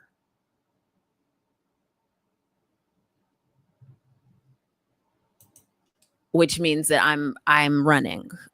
You come up to me, I'm running for my life. I'm like, ew, no, leave me alone. But anyway, so I use Hinge because it gives me the option of seeing what I'm into. You know what I mean? It's a lot of swiping, and it's a lot of swiping left, and I'm never swiping right. I hardly ever swipe right because I hardly. It's amazing how aware of the issue she is. She basically spent her 20s swiping left and running from guys on the streets and wondering why. Well, she don't wonder, she knows. So I will give that to her. For those of you who say she's dizzy or she's a bimbo, no, she's really self-aware that she has a problem. She probably even is aware of the solution. She just don't want to implement that solution, because that solution means making compromises for something that you actually want. You see, here's the thing. If you are not willing to do it. If you're not willing to start a family with somebody who is less handsome than you are pretty, then you failed. Then a family is not as important to you as being with a guy who is handsomer than you are pretty.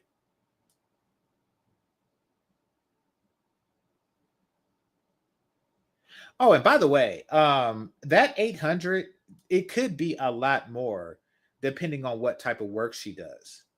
If she's, say, an Uber driver, then that is going to be like 10 times as much. Or if she works at the DMV, or if she works anywhere in retail, if she works at Target, if she works in dealing with the public, then that's going to magnify tremendously. That 800 is going to be closer to 8,000.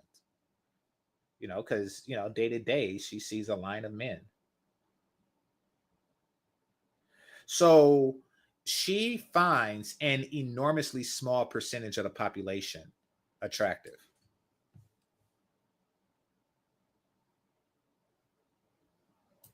Hardly ever see what I'm into. Sometimes, you look in the tab of people who like you, and sometimes you get surprised. Last year, I was talking to 2.5 guys. The third 2.5 guys a year, fellas.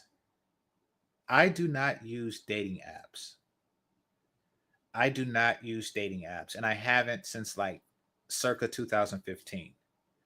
And now it seems like the problems I was having was women not looking exactly like their picture, catfishing, and just general personality things. Now it's just like getting a date at all seems to be near impossible, because she's swiping left all the time, and like out of a year of swiping left, you got 2.5. Are you kidding me? Like after a year of swiping, you're left with 2.5.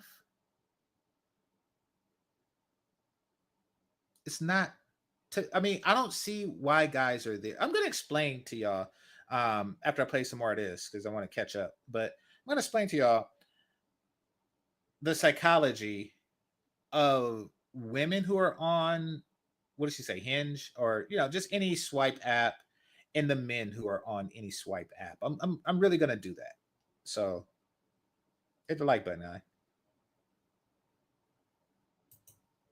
guy we're not gonna talk about, because that is a situation in itself. Okay. The 2 other guys that I was talking to, it didn't go well.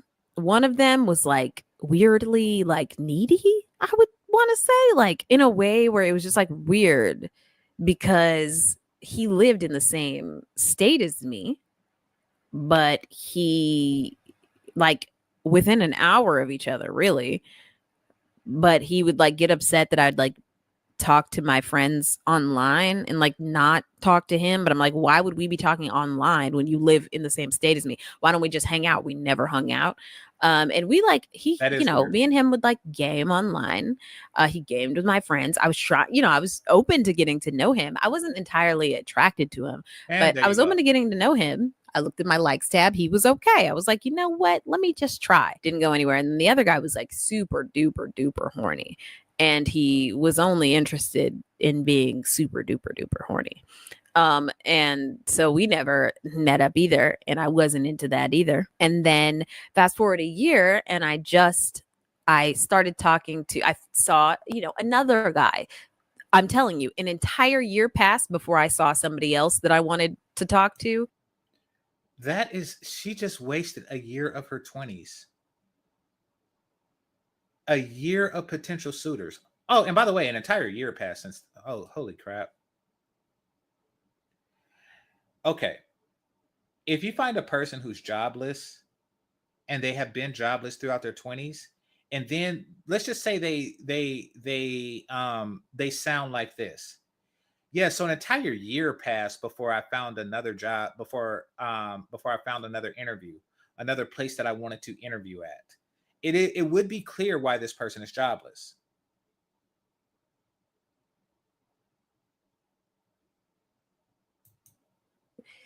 An entire year passed of me swiping no on every person that I saw on Hinge. And then I started talking to another guy because he was actually really, really, really cute. And we talked on the phone, and I wanted to make it clear that, this is something that I feel like I have to discuss with men, because when they see me, they have a certain expectation of what I'm like and what I'm willing to do. And the reality was that I'm not the person that they typically want me to be. And by that, I mean, I am a virgin. And when they see me, they don't think that's a virgin. They think that girl be she be having sex. So yeah, I started talking. So on top of everything else, she's a virgin. Now, she is definitely looks are extraordinarily important to her, and from her own words and from her behaviors, looks are definitely very important to her. um Being an attractive woman herself, um I can understand that, but here's what happened. Here's where she doesn't see her faults. She mentions the first guy, and she also says love language is attention. Love language is, speaking to me, spending quality time to, talking to me, etc., etc., etc. Now she believes that, but remember the first guy that she was dating, and she said, he was okay looking, but he was just too clingy. He wanted to talk too much. It was a bad thing when a guy who was just okay wanted to talk too much. But when a guy that, he looks like him, that guy that looks like him, those God face niggas, the guys who walk around and they got a Jesus light behind them all the time, those just genetically genetic lottery niggas, the type of guy that you only see once a year on Hinge, which means that he is literally like 1 in 10,000. He is literally 1 in 10,000. And she's upset that this guy, who is a 1 in 10,000 God face nigga, is not behaving the same way as the guy that you said is just okay, but he caused too much. You want guy A to look like guy B, or you want guy B to act like God A or guy A. Let me tell you something. I am not a God-faced person. If I were a God-faced person, and I'm not calling myself ugly, very, very, very few. To say a person is not 1 in 10,000 is not is not calling them ugly. That's just say he's not 1 in 10,000, which I'm not. Um, to think that my mentality, that my personality would be exactly the same if I were a God face nigga is utter ridiculousness. I do not know what my personality would be like if I just so happened to be a God face nigga, but I do picture myself dressed like Lando Calrissian all the fucking time, cape and all. If I were a God face, yeah, I think that's what I would do. If I were a God face nigga, I would walk around with a Lando Calrissian cape on, like, who the fuck is gonna check me? I'm God face. That's what the fuck I would do. That yeah, yeah, I think I would do that.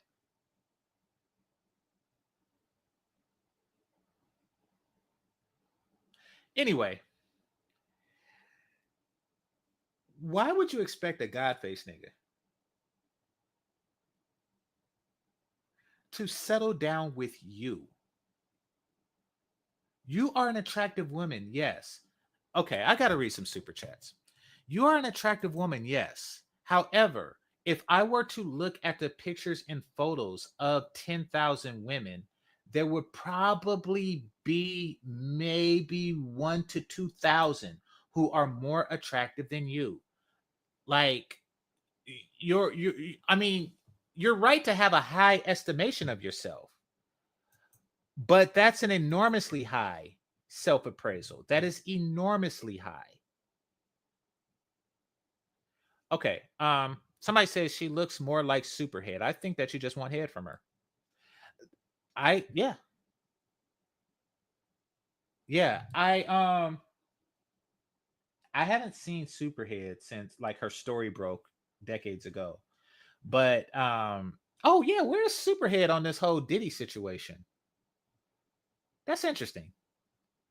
Anyway, but last I remember, she looked like Brandy in the face. She looked like a light skinned version of Brandy, and her eyes were far apart the same way.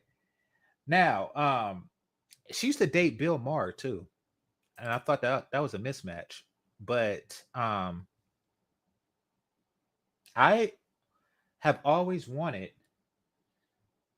some of Superhead. And y'all like, oh, she nasty, she this, and this. People was actually giving me crap back in the day when I said that. I was like, man, I want a piece of Superhead. Somebody said Bill Maher. Yeah, Real Time with Bill Maher, the old white guy. Yeah. I was like, I want some of Superhead. And I thought that people was crazy to not want it. Um, the simple fact is that Mr. Marcus is a person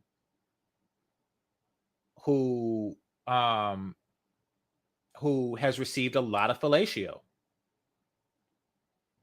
So for her to be his top pick means that, she must be spectacular, because, though I have a number count that's higher than most, it is not Mr. Marcus level. And though I got a head count that's higher than most, it's not higher than Mr. Marcus. So for him to say that she tops the charts for him, then that's saying something. It's like, oh crap, I gotta see what that's about. So yeah, I'm curious, and I'm not ashamed to say that.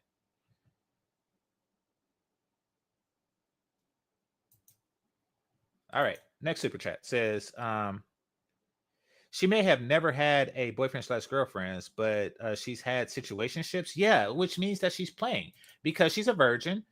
Whatever guy she was talking about with the situationship, she was playing him. She was milking him for attention. Fellas, guard your attention like women guard their pussy. I repeat, guard your attention like women guard their pussy. Guard it. That's your currency. See, the reason why she was comfortable in being a virgin for those 2 years is because she was getting what she wants. She why buy the cow when you don't have to milk the dick? That is why she behaves that way, because she gets all this free attention. He gave her 2 years of free attention. That's 2 years of his life.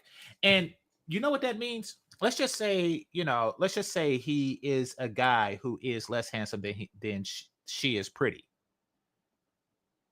And let's just say that there was a woman out there that's not as pretty as her that was interested in him. That guy is not going to take that woman as seriously as he should be, because he's thinking about her. He's thinking that he's just one smooth conversation away from smashing her. So he's ignoring all the chicks within his purview because he is following the carrot that's between her legs that he never got to eat. Well, maybe he got to eat it, but he never got the stick. He was chasing the carrot and didn't get the stick.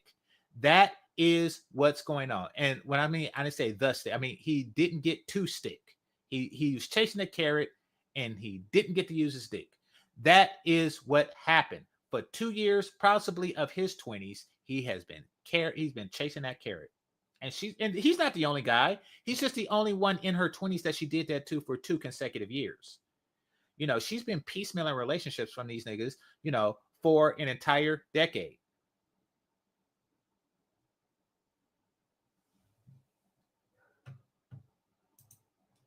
Thanks a lot, Marquise. And thanks, DeSneaky. Appreciate you.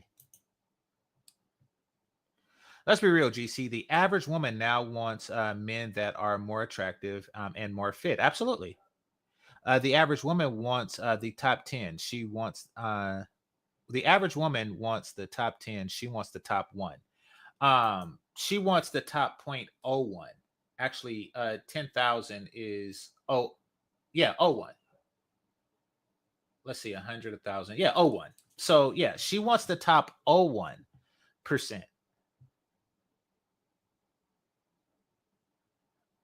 which would be the equivalent of a company saying that I only am going to hire those who graduated the top of their class in the Ivy League, which is okay, if that company is paying within the top 0.01% of pay. I mean, that's the only way that makes sense. So, or that's the only way that would work. She obviously isn't, but it's weird. And okay, now we're gonna talk about why it's like that. And then after the next pause, I'm gonna talk about dating apps and the type of men and women that are on it. And keep in mind, I haven't been on in a while, but I talked to people who have been on. So I've come to this conclusion, and y'all could check me if I'm wrong. Dang, what I say I was gonna talk about now? Oh, why she's like that.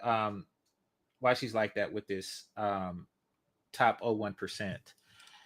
The reason that she's like that is because she's in a culture that's a strange hybrid between hookup and traditional relationships, which is why she's not getting either. She's in hookup culture, yet she's not hooking up. She's a virgin. And she's also in traditional culture, but she's not in a traditional relationship. And that's because she's getting attention from both sides.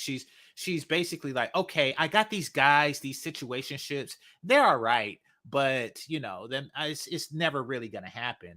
And but I do get that feeling. I do get that wifey feeling from these guys. I do get that, hi honey, how was your day, over the phone feeling from these guys. So she's getting a piece of the traditional feeling.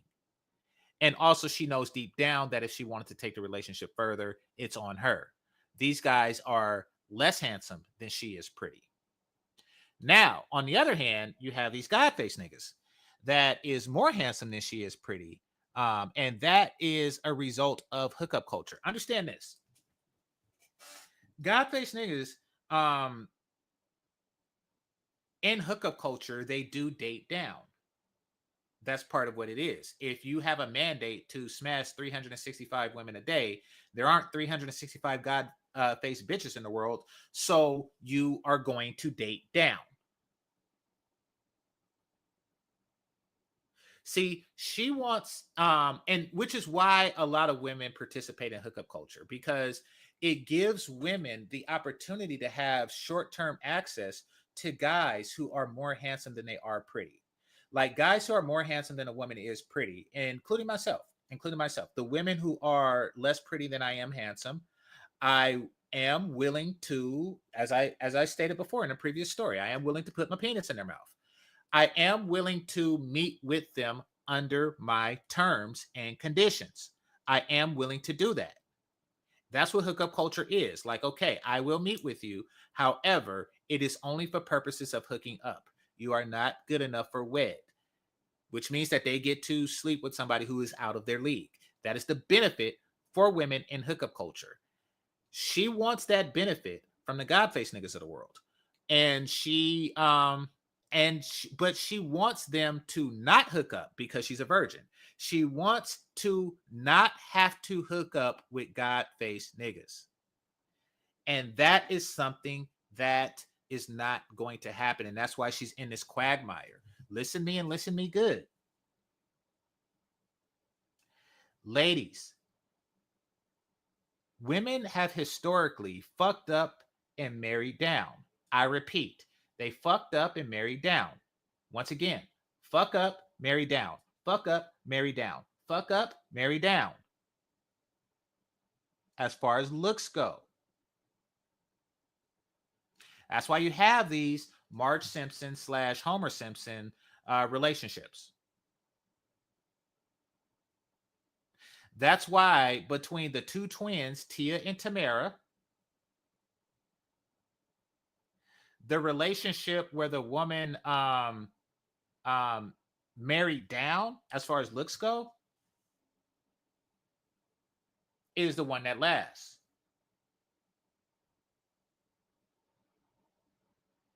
That's how that works. You're supposed to marry your aesthetically inferior mate.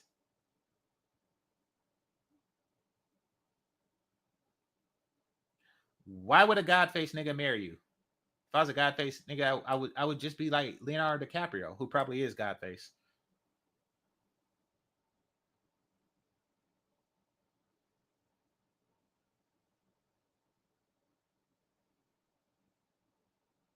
Fuck up, marry down. Now, she don't have to take my word for it. She can ask her married mama. She can ask her married mama.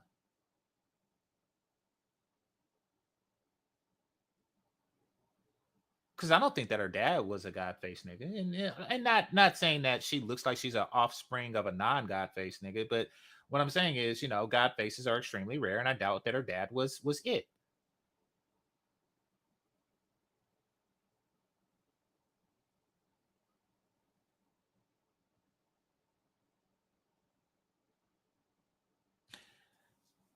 Yeah. That is the only way it's going to work. A guy who is so enamored by you, as opposed to you being enamored by him physically, that he's willing to bend the knee, so to speak. He's willing to bend the knee. These are the relationships that work. These are relationships that last. And this is how it's been done since Adam and Eve. You think Eve wasn't hotter than Adam? Of course she was. She was naked. Anyway.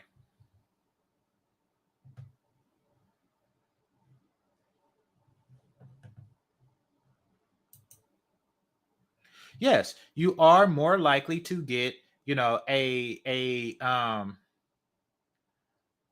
a person who is less handsome than you are pretty to bend the knee. Don't believe me? Let's go there. Let's go to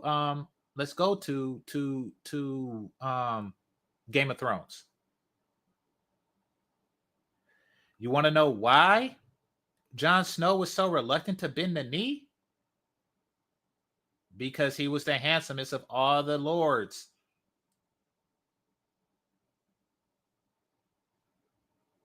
He was the handsomest of all the. What did dude say? What did Giants Bane say? He said that he's prettier than all my daughters combined.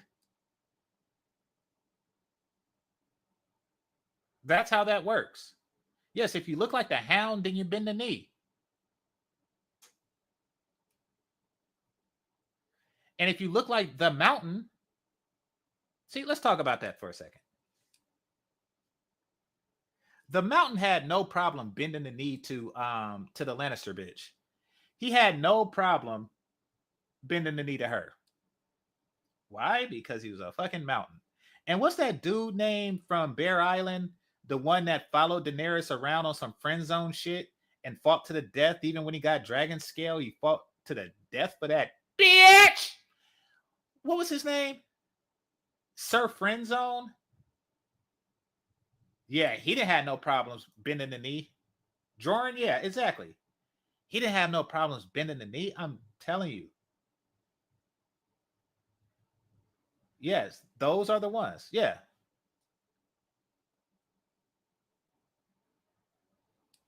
But they be wanting Jon Snow to bend the knee. And they're going to be the most reluctant. He was like, whoa, bitch, you my auntie. You my auntie. Talking to this guy who, and before I'm going off the show. I don't know if a nigga looks like. I really don't. I'm just saying the show portray. Well, I'll put it like this. He was better. He was more aesthetically pleasing than the Mountain and Hodor. I like Hodor. Before I talk about this part, I want to preface this by saying he himself is not important. I'm sure he's important to all the people he knows, and he's important to himself. And I don't mean that like that. I mean, to me, it's not him specifically, but it's what he represented in my eyes to me that really was very disheartening. We started talking, and he's really, really cute. He's a very, very, very, very attractive man. Okay. He's cute. He's super cute. And I was into it. He, responded to one of the prompts on my Hinge profile. I was excited to talk to him. We started talking. I told him to call me. He called me. We talked for like an hour. We had a conversation and we talked about a lot of stuff, but in the conversation, the topic of sex came up, and I am a virgin. And I think that it's important for me to say that. Like I said, a lot of the time people have expectations of me, and he had already Okay. You expect to get with a 1 in 10,000 dude. Imagine how many women are in his inbox. And you expect him to wait?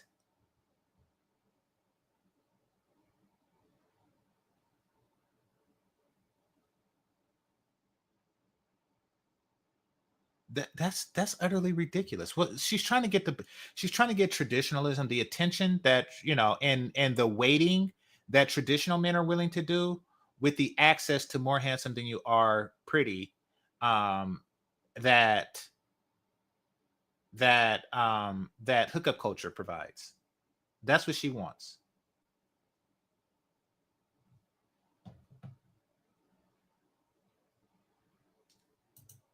expressed that he thought I was an OnlyFans girl. And I think also at my age, people have expectations of me. What I look like, people have expectations of me. And so I did tell him, like, oh yeah, I'm a virgin, and also I'm like really introverted. Like I'm pretty shy. Like I'm shy in that regard. I don't think I'm shy generally, but I'm definitely not like an outgoing, like in your face type of person. Like that's just not my vibe. And so I wanted to be clear and tell him that, just so that he didn't have any like weird like expectations, you know what I mean? Because I already sensed based off of him thinking that I was an OnlyFans girl. He was like, you're an OnlyFans girl, you're a streamer. That's what I thought. And I was like, yeah, I do stream, but I'm not an OnlyFans girl, and I would never be an OnlyFans girl. And after that conversation, he pretty much... See, so those of you who, made assumptions, apparently they were off, at least according to her. Would only respond like once a day and would always be like, I'm so busy. Sorry, I couldn't answer because I was so busy. And then I told him, like, if you're not feeling me, you could just say that. Like, you could just say that. And he was like, oh yeah, well, I think we should definitely be friends. Like, I'd love to get to know you as a friend. It's just like, I'm so busy. Yeah. This bed looked like the movers just deliberately dropped it 6 times. It does look like that. And this eye mask is way too big for anybody's face. This looks like the mountain's eye mask. Like, why is it so damn big?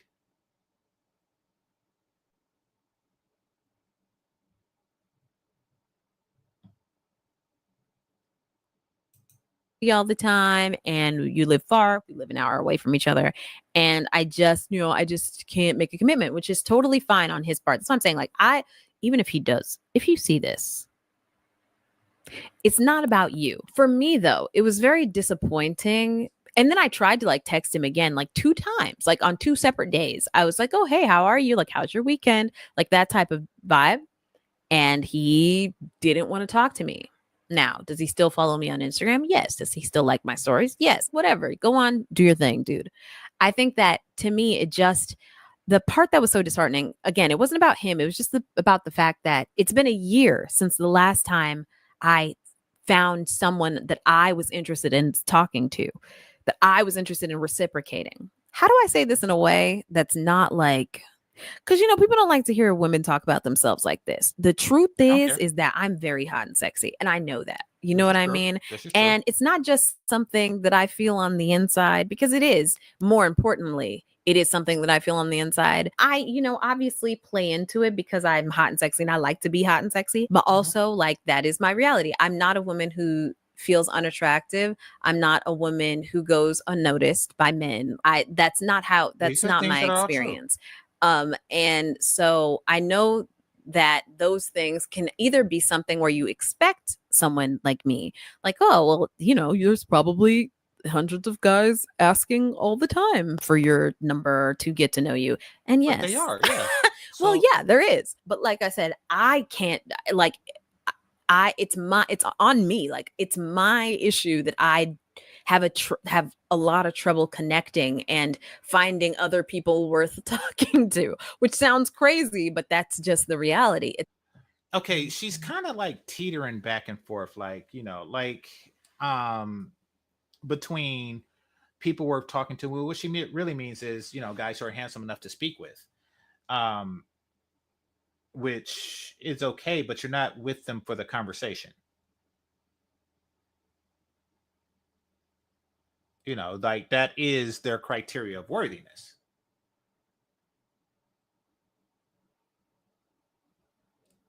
So, yeah. It's also disturbing that both these guys, guy A and guy B, are an hour away from her. She's placing an extraordinary premium on herself. An extraordinary premium on herself. She's basically saying that, I should be worth going back and forth for an hour, an hour there and an hour back to not hit it for an extended period of time. Now, the brother that she's talking to, though I am not, and nor have I ever been a godface nigga, I do understand his thinking because I have and still do think like this. And it's a mathematical equation. So you ask, and it's easier to do when they're younger, but you ask if the topic of body count comes up, right? Then what you do is you take the time that she first started fucking and you subtract that from the age that she is now. And you divide that by her body count. That is approximately how long you can anticipate fucking. And I will give example as you all would like for me to do, especially for you more enumerate people. Okay, so say a woman is 29 years old, like she is, right? And let's just say she started fucking at 19. And this is for the sake of easy math, which means that she's been fucking for 10 years. And her body count is 20. What does that mean? It means that she fucks around 2 guys a year, which is she receives 1 new penis every 6 months.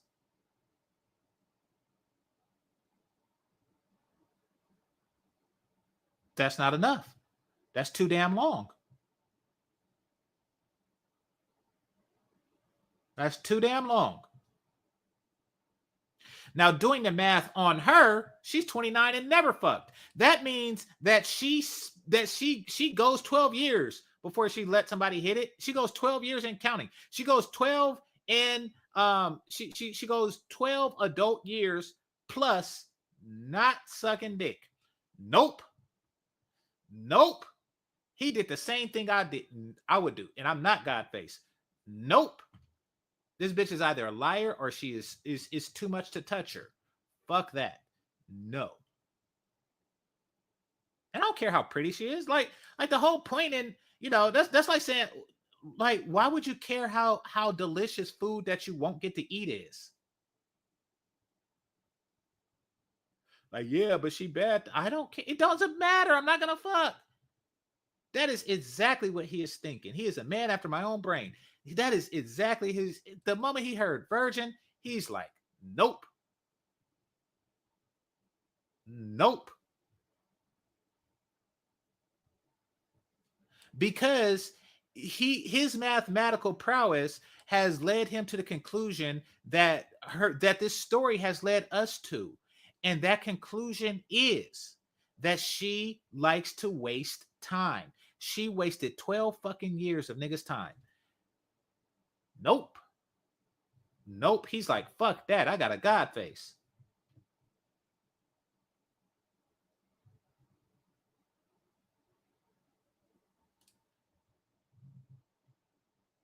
All right. Now, the psychology behind online dating.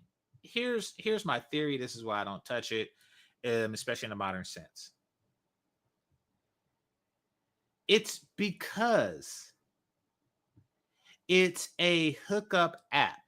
It may, like all of these Bumble, Tinder, Hinge, all these stuff has the reputation of being a hookup app. This is a hookup place. This is a place where men go to find convenient pussy.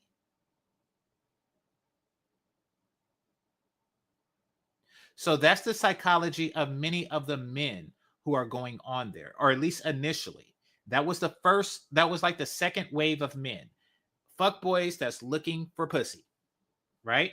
That's the second wave of men, but that's the first wave we're going to discuss. So for the sake of this conversation, I'm going to say that that's the first wave. And then you have a wave of women who are coming for fuckboys, which means that they want one of two things from these men. They want a guy who's more handsome than they are pretty. That's one. The guys who are more handsome than they are pretty, that's just looking to get down for, on the lowdown. That's one group. And another group of women that are coming are looking for the attention of guys who are more handsome than they are pretty. So these are the women, and this is the majority. This is my theory. This is the majority. The majority of the women are going on there just to fill up their inbox with handsome suitors. So they can now base their self-appraisal on the men who are just trying to fuck. It would be the equivalent of me offering free barbecue, looking at the people who line up for free barbecue and saying to myself, I can offer a barbecue shop. I can open up a barbecue shop and I will be rich at any given time. But knowing that the day that I open up the barbecue shop, people just came because it was free. They don't actually want to pay for my shit. That is what they're doing. They're going there basically because it is a Chinese buffet. It is a Chinese buffet of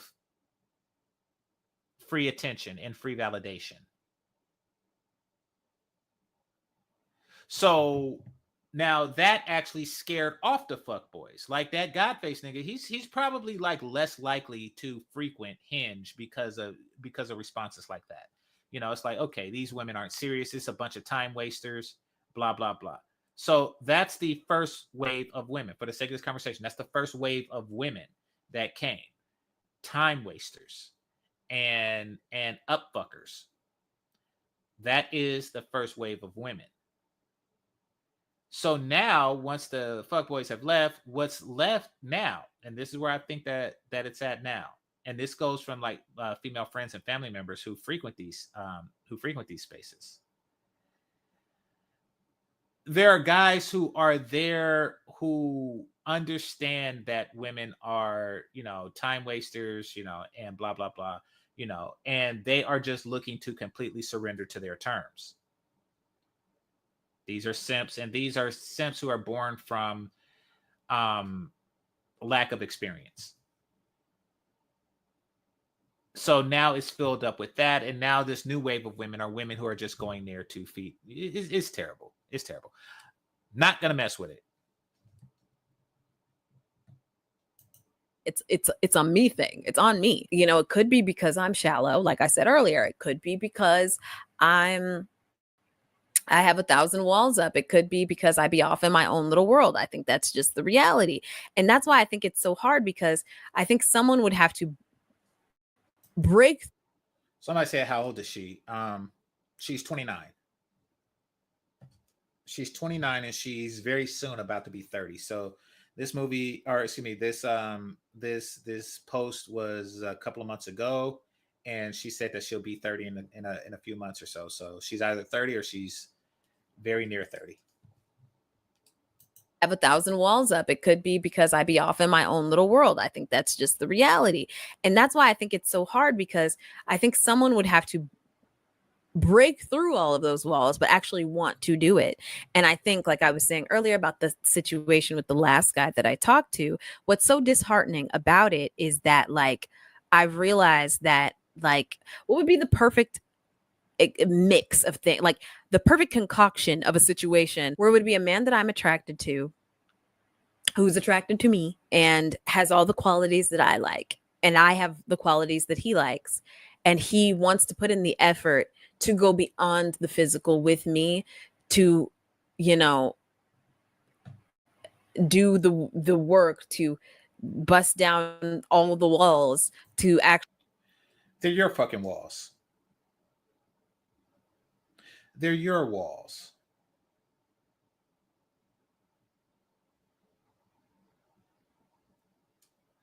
Okay. Basically, she's saying that she has walls, she has guards, etc., etc., etc. There are men who are willing to bust down those walls. Those men just so happen to not be God face niggas.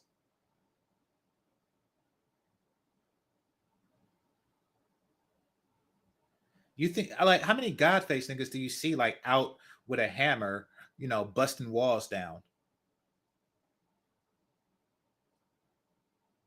Like, I mean, like, why would he be? His inbox is full of women that are hotter than you. Why is he busting your fucking walls down? Knowing that, I mean, because he doesn't even know what's behind the walls. You're saying that the guy should be so interested in you, but he doesn't even know you. He just knows your walls.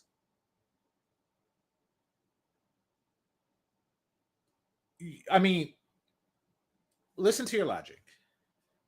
And I'm speaking as if I'm speaking to her. Listen to your logic.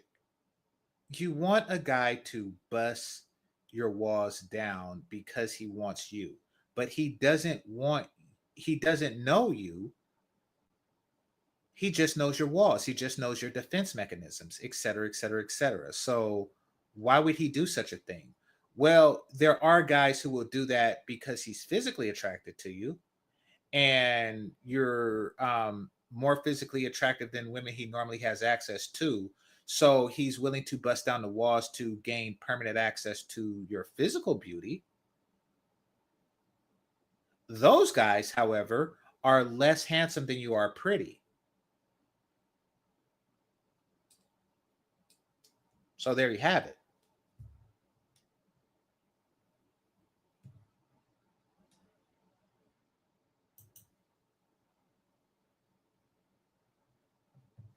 All right, let me read some super chats. Osama Abdul says, GC, thoughts on Sisters from Berkeley and El Cerrito. Okay, so growing up in Oakland, there is and there always will be a hierarchy of women. And this is from anyone everywhere. I'm pretty sure if you grew up in New York, you'd say, like, Queens um, had the hottest women, and then maybe Harlem or something. There's always going to be like certain places, even right down to the neighborhood, of what places are hot or not. And I'm going to say growing up, because I think that that's what you were getting at, not really in adulthood where people have more liberties to travel. So it really don't matter where you're from if you can get to me in 20 minutes. So I'm going to just go with growing up. Hot spots that I felt existed was Hayward, California, which is where Dwayne "The Rock" Johnson is from. For those of you who don't know, let's see, the Skyline Hills, of Oakland. Not West Oakland, that's for damn sure. At least not in my day. Berkeley and El Cerrito. So in the West Bay, I would just say the Hunters Point girls. Every now and again, they had some nice gems there. Let's see. So I went east when I said Hayward, and then I went west when I said Hunters Point. So let me go south a bit. Palo Alto had some. So there's Palo Alto is where Stanford University is, which is the top university in California. They had, and then there's East Palo Alto, which I'm not going to call it ghetto, but it's not what you would think it to be, being that it houses Stanford. So they had some nice ones there. San Jose, not in particular. Santa Cruz, like I would go to the beach there, but it's no, there's nothing to determine that the women who are at the beach are from there. So I can't really give a thumbs up or thumbs down. All right, so I do east, west, south, and then north. So yeah, you had Berkeley. I didn't find them particularly more attractive than Oakland girls where I lived. I'm trying to think.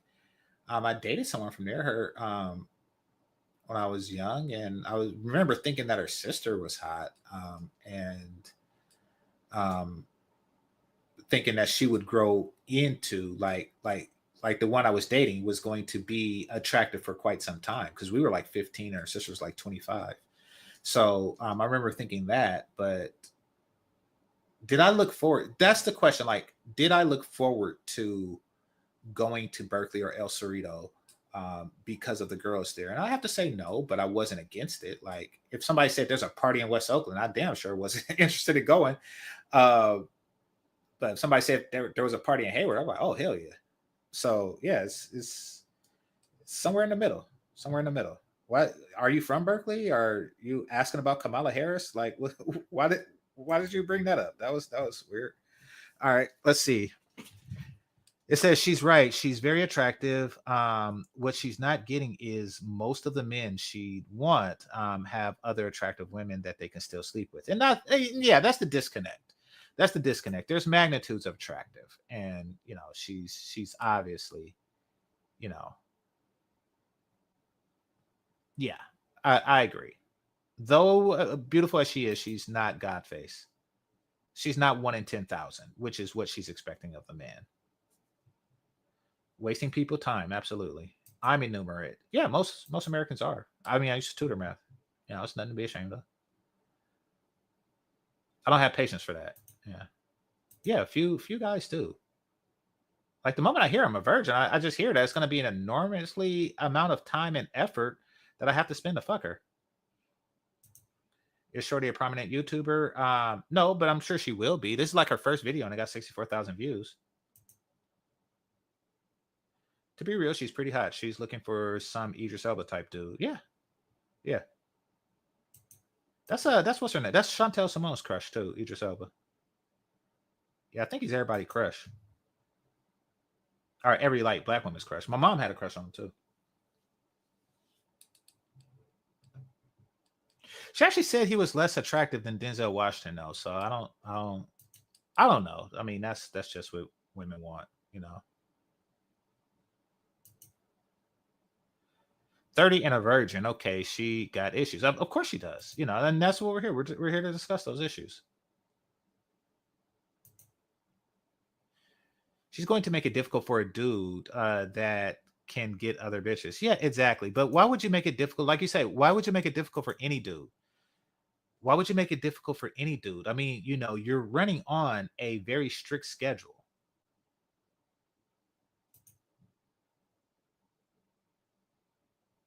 They don't have time to bust down walls. They want to bust down cheeks. Yeah, exactly. Says GC, I'm from Nevada, but I used to spend a lot of time in the Bay in the 90s. Yeah, I bet. Yeah. So me too. I mean, I lived there. So what do you think of my assessment? I mean, that's my assessment of the area.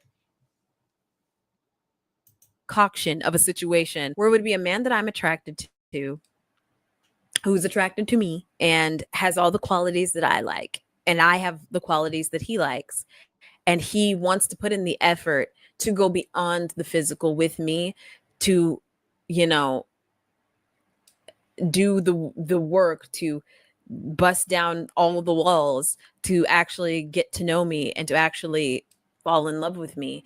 Like, I think that a lot of the time, the opposite sex mainly, even women, but like I said, I don't have enough experiences with women to actually speak on it. But when it comes to men, like, they can't see beyond the way I look. A lot of women my age and a lot of women, I just. So she just boasted about how attractive she is, and then you're saying that men can't see past my looks. Okay, so this is where the dizzy parts come in that Josh was talking about. Hit the like button. This is where the dizzy part comes in that Josh was talking about, because she says stuff like, I know I'm sexy, and I know that guys ask for my number and blah, blah, blah, blah, blah, blah, blah, blah. I want them to see past my sexiness. I know I'm sexy, but I don't like it when guys want to have sex with me.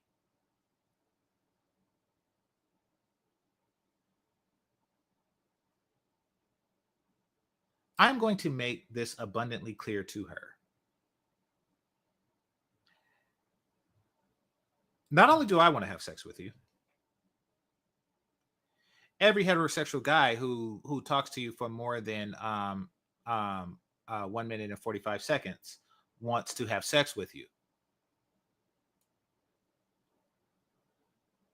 The reason why Godface didn't speak to you for very long is because he didn't want to have sex with you that much.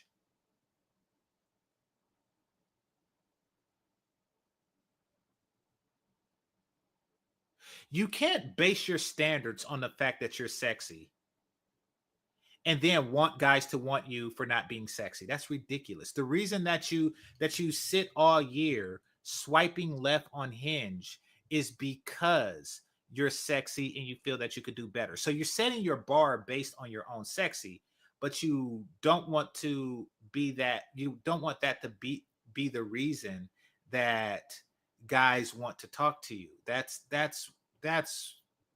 That's nuts.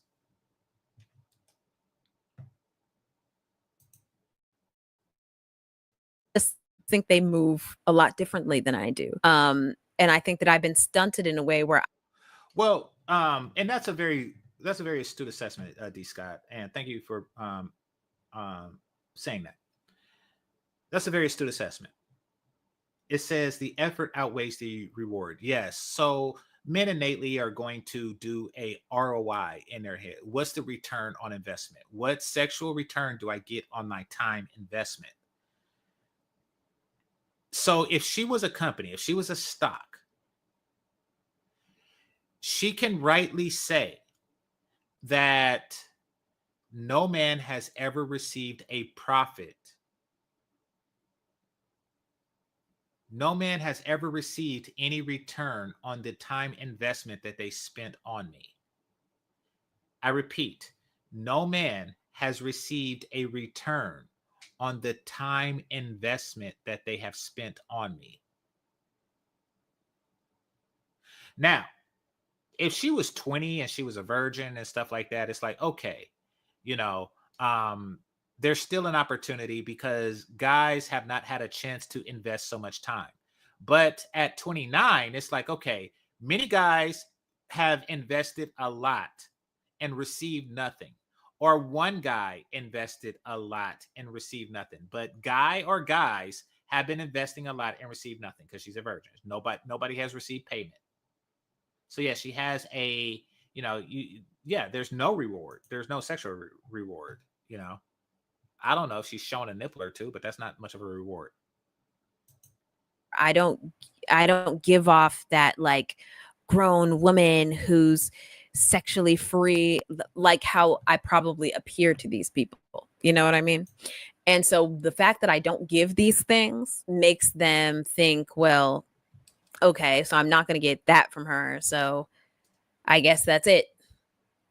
Like, I don't know. I feel like a lot of the time I feel like I'm worth looking at, but I'm not worth like getting to know from the other people's perspective. Well, you are worth looking at. Um, and they're not they're men are going to get to know if they can have sex with you. That's what we are trying to get to know. We are trying to get to know if we can fuck you. And what's really weird is that you want a handsome guy, you want a sexy guy that you don't have sex with, which is completely weird. That is a very weird thing to desire. Because isn't that the purpose of handsome? I mean, correct me if I'm wrong. Like, isn't that the purpose of handsome? That I mean, I don't want like a 4-star chef to cook food that I don't eat. I want the food that I don't eat to be prepared by the best.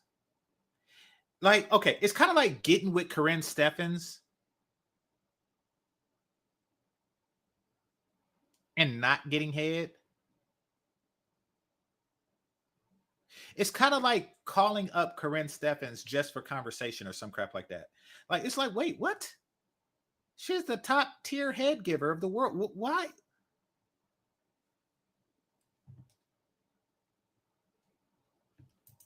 Perspective. I personally don't think that about myself. I'm saying from other people's perspective, it's like, oh, well, she's cute. Oh, yeah, that's nice. But, if I don't get what I want from her, then I'm not really interested in, nerdy girl. You know what I mean? Nerdy girl who likes anime and video games. Like, I don't want to, you know what I mean? That's not Why does she think nerdy girls are a turnoff? I think those things, maybe that they're not the most important thing in the world. I don't think that that's the biggest factor, obviously. I just It's think not a that factor at I think all. that those things can be a bit of a deterrent because It's I not a probably seem deterrent very at all. unserious, which I am. I am incredibly unserious. It's true, but I think I present that way. You know what I mean? Especially because I'm like very open and honest about what I think and how I feel and stuff like that, which may come across a certain kind of way. And so, yeah, that situation kind of left me like, wow, like even when I finally want something, like I'm not good enough because I'm not sexual. I'm not good enough because I'm inexperienced. I'm not good enough because I'm going to be 30. And who wants to deal with a woman who's almost 30 with no experience, who isn't sexual? Like who I can't immediately get intimate with. You know what I mean?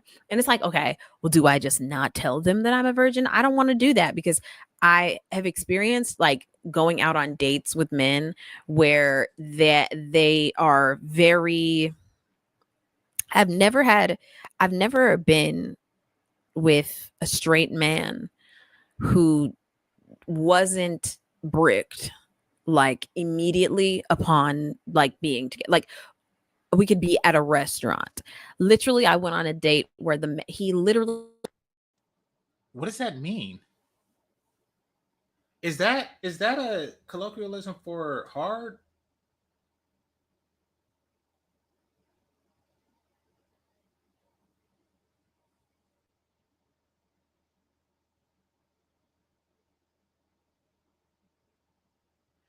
Is that a colloquialism for hard? Because that's like, yeah, okay. Sat on the same side of the booth as me, like thigh to thigh, hip to hip, wouldn't stop touching me, kissed me like twice while I was eating. Like it was just incredibly incredible. And it's just like sorry.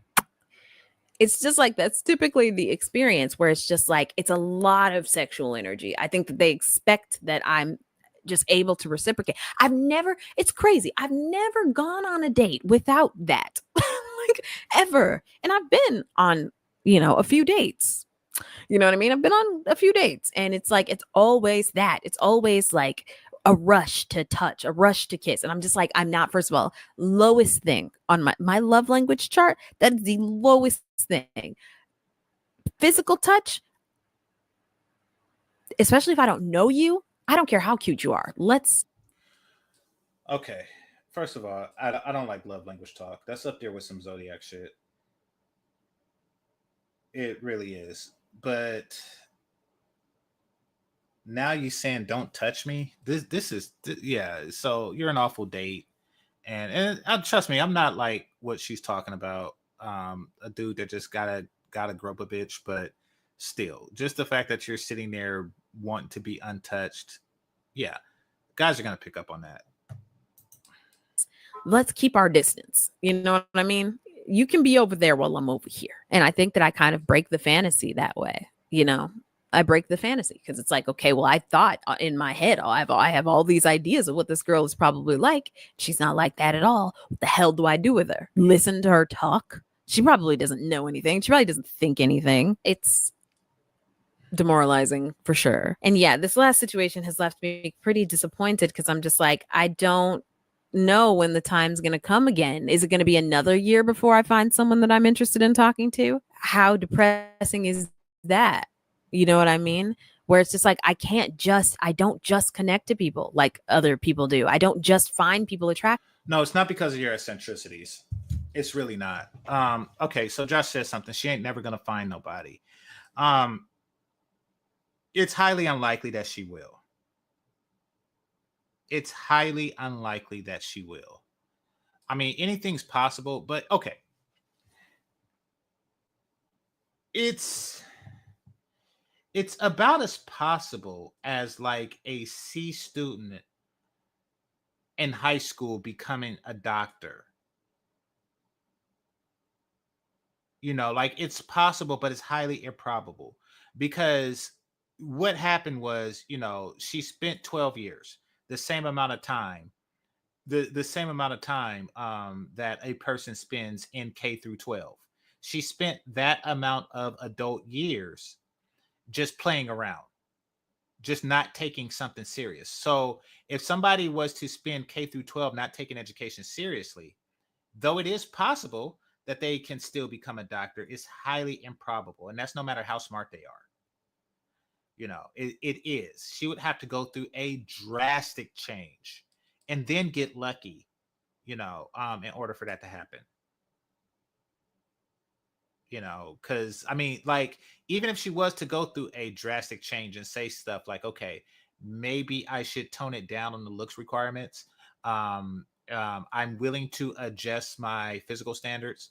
And if it means finding a guy that is stable and that will maintain a stable relationship, I'm willing to do, even if she was to make that compromise tomorrow, you know, there is still, most guys are unprepared for relationships. Most guys are intimidated by women who are prettier than they are handsome, you know. So there are going to be and there's a lot of obstacles, you know. And then there's just the general incompatibilities that people have all the time. So she'll wind up swiping right more on Hinge. But okay, first of all, because she swiped left so much on Hinge, she doesn't even realize what it's like to date guys who are not God faced, but still uncompatible. And that is a large swath of guys.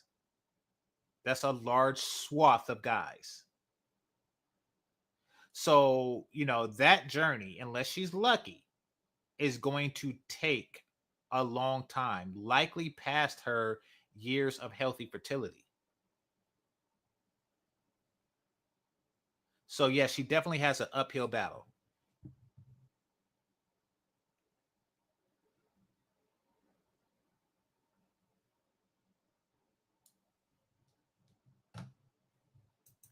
Active like other people do. I don't just open up and, you know, the friends to lovers thing just doesn't work with me because I am most likely not attracted to you. Like 99% of the time, I'm not attracted to someone. And when I'm not attracted to someone, it doesn't matter what they do. I will never not see them as a friend. Like I am not the type of person who falls in love with someone because of their personality.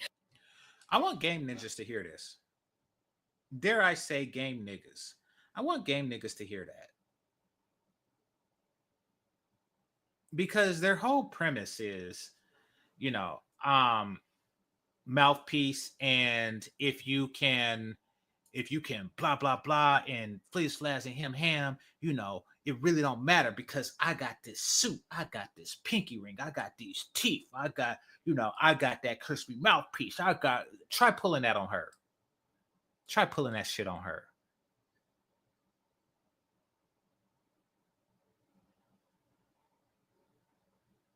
You got one game ninja that's like, 4'13", which is outside of her height range. Yeah, what, you think you're gonna game her? You got another dude that looked like a flaccid penis. You think you think that you think you're gonna game her?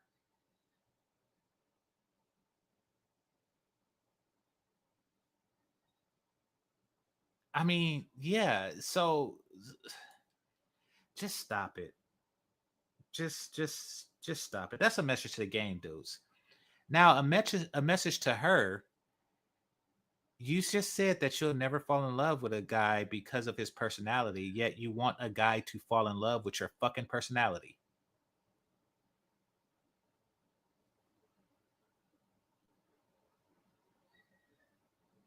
You do realize that, right? I mean, you're 30. Listen, I give younger women the benefit of the doubt, but you are 30. You want the guys to break down these walls to get to your personality when you just said that you'll never get with a guy because of his personality. You want to get with a guy because of his looks, but you don't want him to be with you for your looks.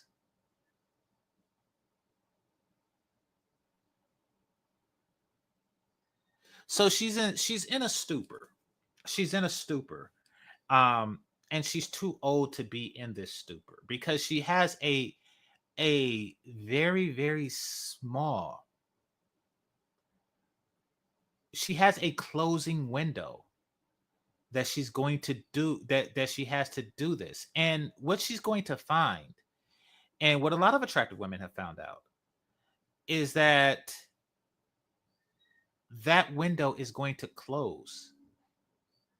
And it's not like guys are going to stop trying to fuck, but they're going to put in less and less effort. The older you get, they're going to put in less and less and less effort.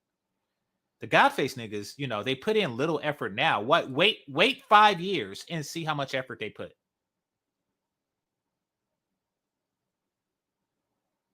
I mean, right now, in this very year, you have the ability to entice the blue pill, I want a family type guys.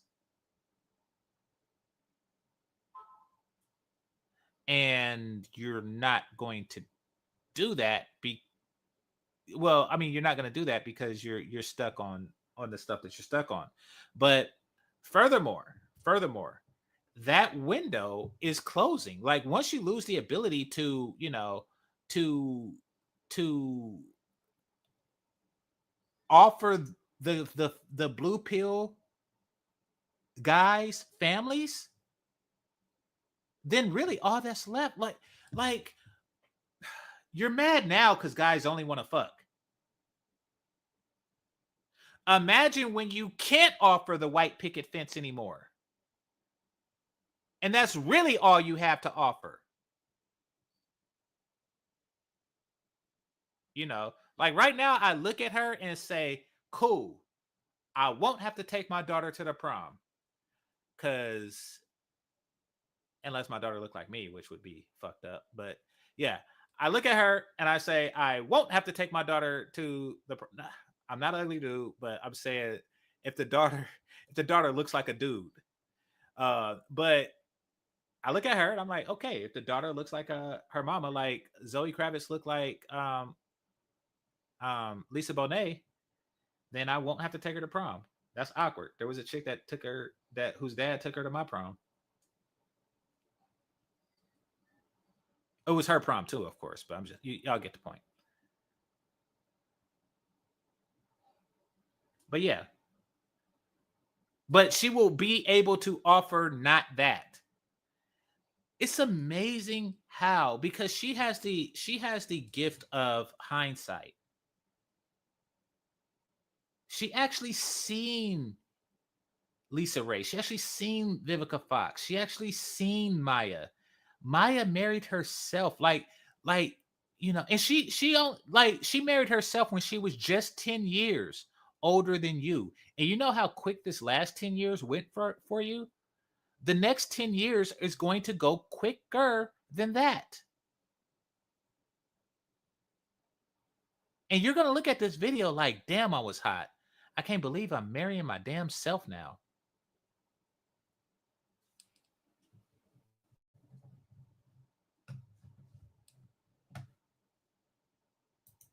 Like, I think personality is incredibly important. And if you're attractive to me, I'm more likely to be interested in you and develop feelings for you based off of your personality.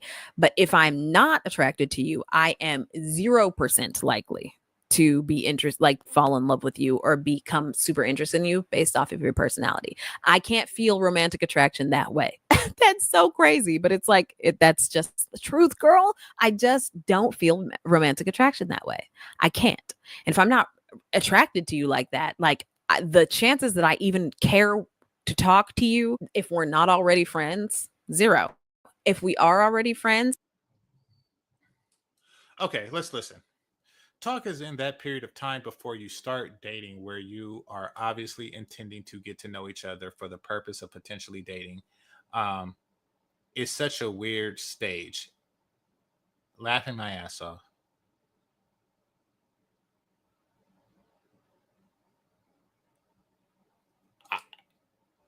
Okay, so where does the time that you like? Because what's a situationship to you? I'd like to know your definition of that, because it does seem like you talked to a guy for 2 years because you never actually been in a relationship with him. You just talked to him for 2 years and he got no return on that investment. I'm just going to reject you over and over and over again until you get bored of asking. Which is like, yeah, I think, and especially because I'm such a like homegirl type girl, like, I don't, obviously I'm very dainty and cute and I'm very demure, but I think after all of that, like, so yeah, it just leads me to think like, well, I don't know how capable I am. I don't know how capable I am at falling in love or at being someone to love because of these things. I'm like, I think that too much time has gone by. I like got too old or something, and not being intimate, never having been intimate. Well, that's a lie. Never having done the do. And never having, been in a relationship, I am such a heavy undertaking where it could be so much easier with anybody else. And you know what I mean? I think that that is a big determinant. It most certainly is. It is easier with anybody else. That's why the God faces don't invest time in you, because it is easier with anyone else on the planet. Any non-virgin woman. I mean, you're applying for jobs, top jobs without experience is what you're doing.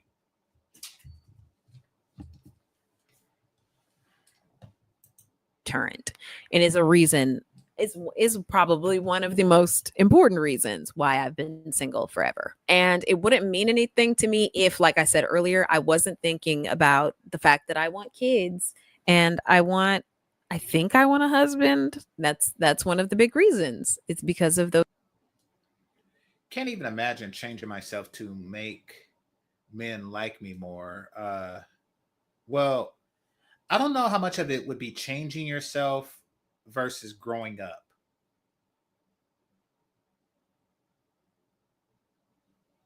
I mean, because, like, one, it's going to be a natural change because you're going from single to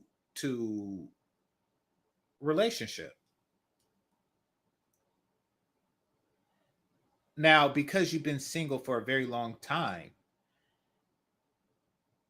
being single has become, from your perspective, a part of who you are. Just like if a person is a police officer for a long period of time. That's going to be ingrained in their personality. Like they're going to have aspects of that in their own personal dealings, their personality type. That's just the way it is. If a person is a CEO, basketball player, like, whatever you've done for 10 years is going to affect the type of person you are. You've been single for 10 years. That's definitely going to become a part of who you are. But that is something that needs to be changed in order for you to be in a relationship. I mean, basically, it seems like you're used to being single. Those things, like that's why I'm thinking about it. Typically, I don't really think about it. But now I'm like, yeah, those are things that I definitely want. It's like my internal clock is going off.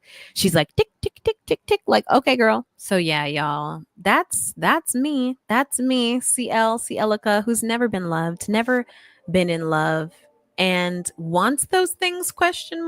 Is thinking about those things a lot now. If you relate to anything that I said, or if you have something that I didn't say and you have your own experiences with this, let me know in the comments. Let's just talk. Like I said, I don't want any advice. This is not what this is about. I will delete your comment. You do not have to psychoanalyze me. We're just I won't leave a comment, but yeah, that ship has sailed. Fortunately, it's not for your sake. It's for everybody's sake but you. I have very little hope for you. having open dialogue. Just kidding. It's not that open if I'm telling you not to psychoanalyze me. But I just want a chill conversation about it. Let's not get too deep, brother. If you like this video, make sure you like this video. Subscribe so that you can see more videos here on my channel. If you made it this far, type demure in the comments. Like I said, I want to use this channel to not only do this, where I just have conversations about stuff, but I want to, like, I'm writing a fantasy series thingy that I'm going to post on Patreon. Okay, I don't know what that's about. Let's read some comments here.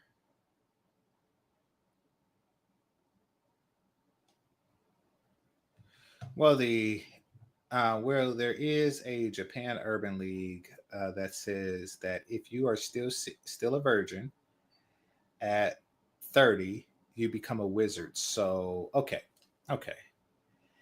This is a nerd shoot shot. This is a nerd shooting his shot. This is him trying to display how entrenched he is into nerd culture as a form of seduction. Now, and that works on some women, particularly women who are nerds themselves. I'm not mad at how he shoot his shot and that he shoot his shot. What's a bit disturbing is it's like he didn't pay attention to everything. Like, really, you do realize she's not going to pay attention to you if you don't look like 1 in 10,000 handsome nigga, right? You do realize that. So I'm so close to receiving my powers, LOL. And that's it. That is the closest you're going to get to her pussy. All right. Girly, I am 27, still a virgin, and not in a relationship. I feel you. There's more out there. No, there's less. I found my twin. So it's a lot of women in this situation. Part of it is because of the new social structure that requires women to do more. And another part is because the personality is the reason why the social structure exists. So the mentality. All right, it says, I don't understand negative comments in this video. What is a virgin supposed to look like? What does a virgin supposed to sound like? What would be the reason for her to lie about being one as well? She's expressing her experience, a common experience that a lot of people are facing in this country. Okay, let's see. No, you see, she should have long blonde hair and dress like a long sleeve dress, white, and oh, I see. Okay, that's strange. Dang, 300 people thumbs up that. Okay. So what this shows is a growing trend. It's a growing trend. This is becoming more and more commonplace for a number of reasons. The main reason, as it doesn't pertain to her, is that hookup culture kind of clouds. In fact, it more than kind of clouds. Hookup culture completely clouds a woman's ability to find a man who's not part of hookup culture. It does. Like she has like a lot more fuckboys to there's a lot more frogs and a lot fewer princes because of hookup culture. And then there's the princes that don't know how to prince because you know they they have been told that they're inadequate because they're not good enough for bed, but they're good enough to wed, if that makes sense. So then there's that aspect of it, um, which means that women are going to have to search through and vet reasonably a lot more guys than they did in the past. Now we'll bring this back to her. The unfortunate thing about her is that she began the vetting process, or she has a very slow vetting process. Like let's just say, a woman has to seriously date around 100 guys. Like only one out of 100 guys she's compatible with. Well, she only dates like two guys a year. So it would take her like 50 years. It could take her like 50 years before she finds at that rate. At the rate that she's dating versus the rate that she should be dating, she's not likely going to find what she's looking for. And that's even if she adjusts her standards. Kind of like it takes 10,000 hours to master anything. Well, she hasn't begun her 10,000 hours yet, or really she only spent, maybe like 500 hours and her entire 20s actually dating and getting to know and understand men, et cetera, et cetera, et cetera. So she's way off. She's way off of her mark.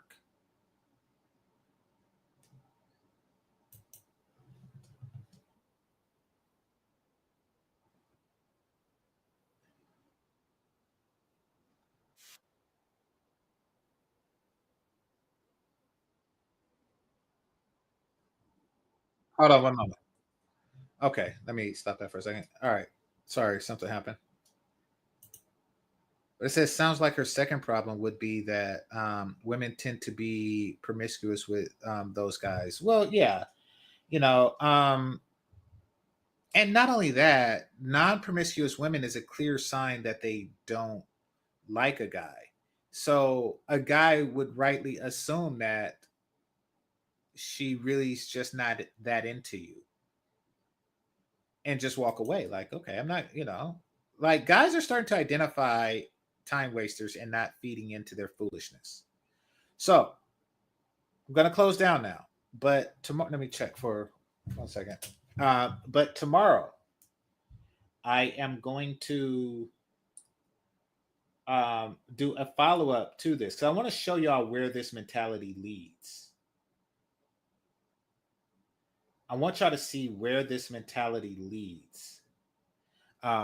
So what I'm going to do is I'm going to fast forward and look at women in their 40s and really who are attractive in their 40s, but were more so attractive in their 20s because a lot of young ladies think like this. They think that, oh, Halle Berry is still hot and she's in her 40s. Melissa Ford is hot and she's in her 40s, et cetera, et cetera, et cetera. And they don't see the diminished value that we do. They think that, if they look good and they're sexy now, that, if they eat their vegetables and stuff, that, but really there's a different type of diminishing that we're going to discuss tomorrow. Okay, I'm gonna read a couple of goodbye comments. Let's see.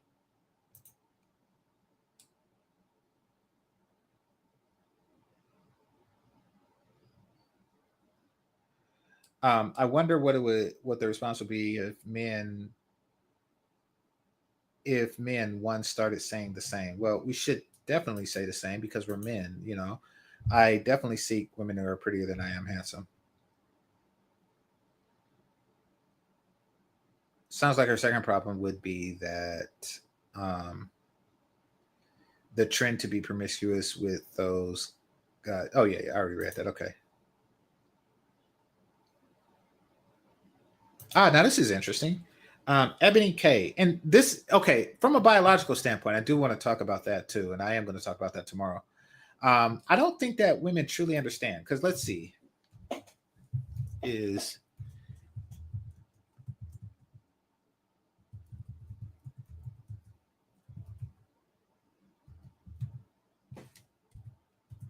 all right.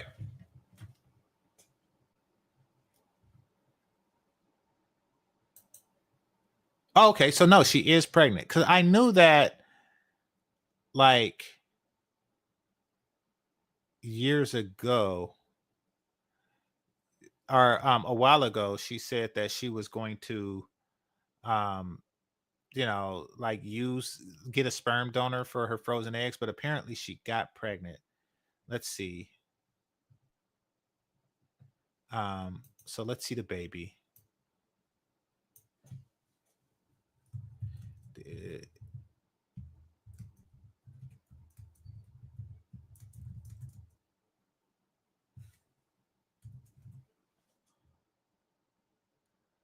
All right. Has a daughter named Liberty. Okay, so she was able to bring it into the world. Okay. Know this. I'm gonna give this little snippet before I go. That a lot of women who do the whole frozen egg things, this is what they don't tell you. They almost that rarely works. Let's start there. That rarely works. And in addition to that, what they have to do is they're paying for every try. So I'm going to tell you something. Western doctors tend to have an ulterior motive. And that motive is money, more money, which is why they probably will, advertise a drug that the pharmaceutical company tell you to push, et cetera, et cetera, et cetera. There's corruption going on. That's the word. You are paying them not per baby, per attempt to make a baby. You're paying them per attempt to make a baby. Okay, so somebody said that's like $15,000 a pop. So let's just say you go to the doctor and you say, here's $15,000, make me a baby. And they say, okay, but it's no guarantee. And if I don't make you a baby this time, you're going to have to come with another 15,000 and another 15,000 and another 15,000. So there is a financial incentive for it to not take. Hint, hint, wink, wink. So the doctor is looking at, and who gonna check them? Who gonna check them? The doctor is looking in there, and he sees like a perfectly good, situation going on. He's like, oh yeah, I could get her pregnant today. Or I can get her pregnant tomorrow and get another 15 G's. And so on and so on and so forth. So it is a wonder that women with money seem to be the ones that come out of these procedures with a child. Just saying. I think that's about much of a coincidence as the 4th of July being on the 4th of July. That's as much as a coincidence as Thanksgiving being on Thursdays. Like, it's not a coincidence. It's But fortunately, through all that red tape, she got the one child. So good for her. Anyway, I'd like to thank the Cash Apps and Super Chats, managers or moderators, those who are listening silently, and those who participate in the chat. Hit that like button on your way out. And this is GameChanger 00100. Game over. Peace.